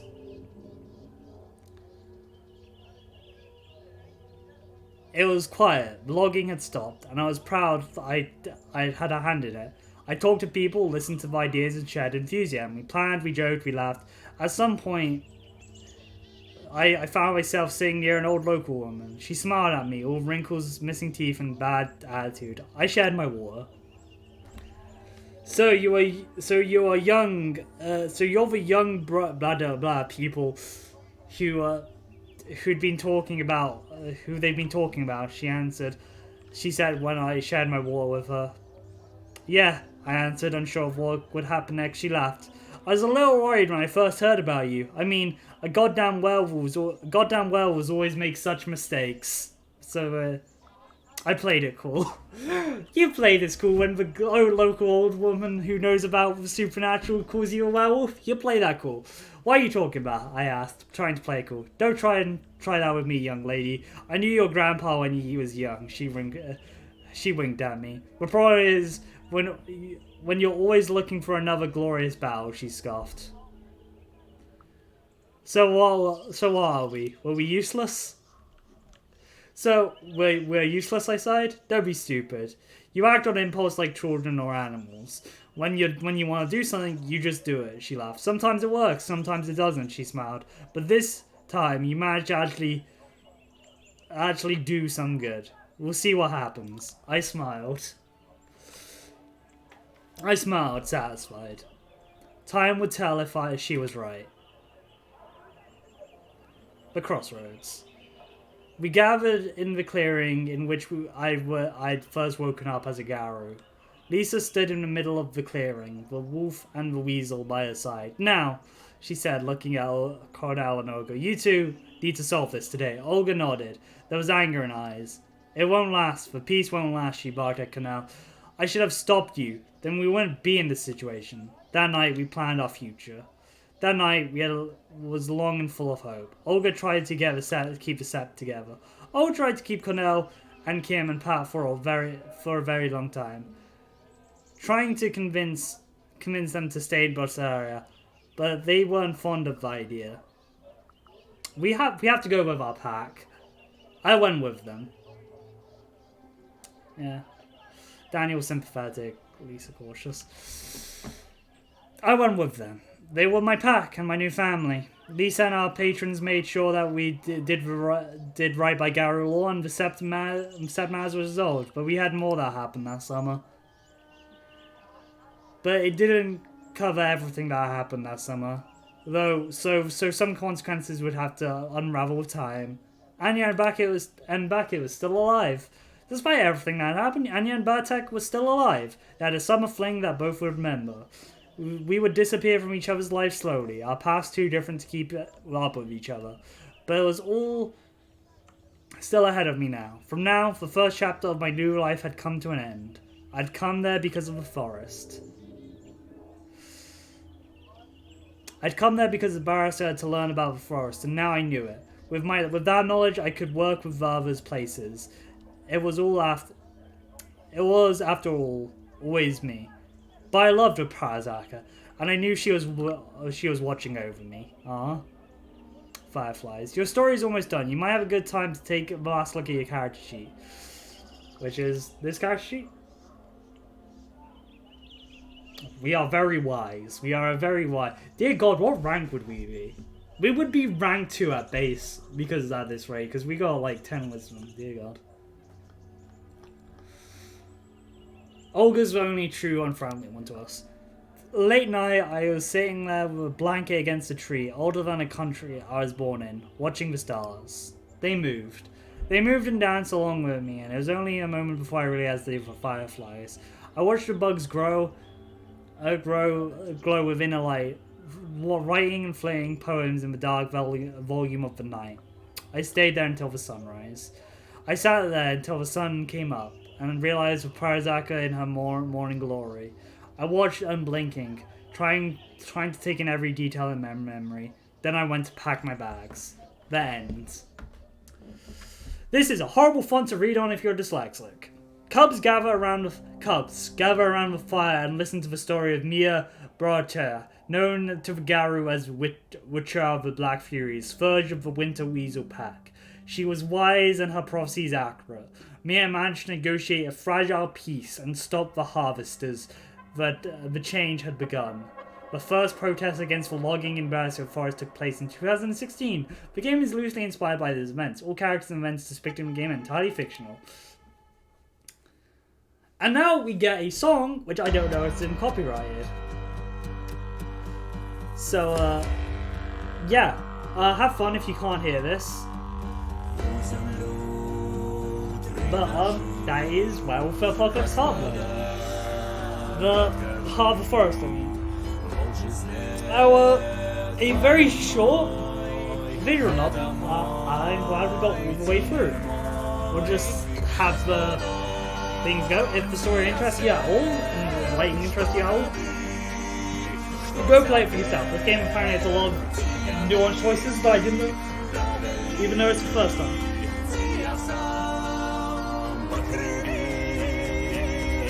Okay, cool, we can just... Let's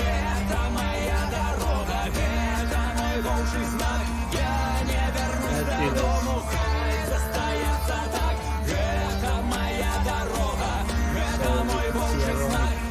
One in the game. I'm not even going to try and pronounce any names. I'm sorry for already pronouncing Polish names horribly wrong.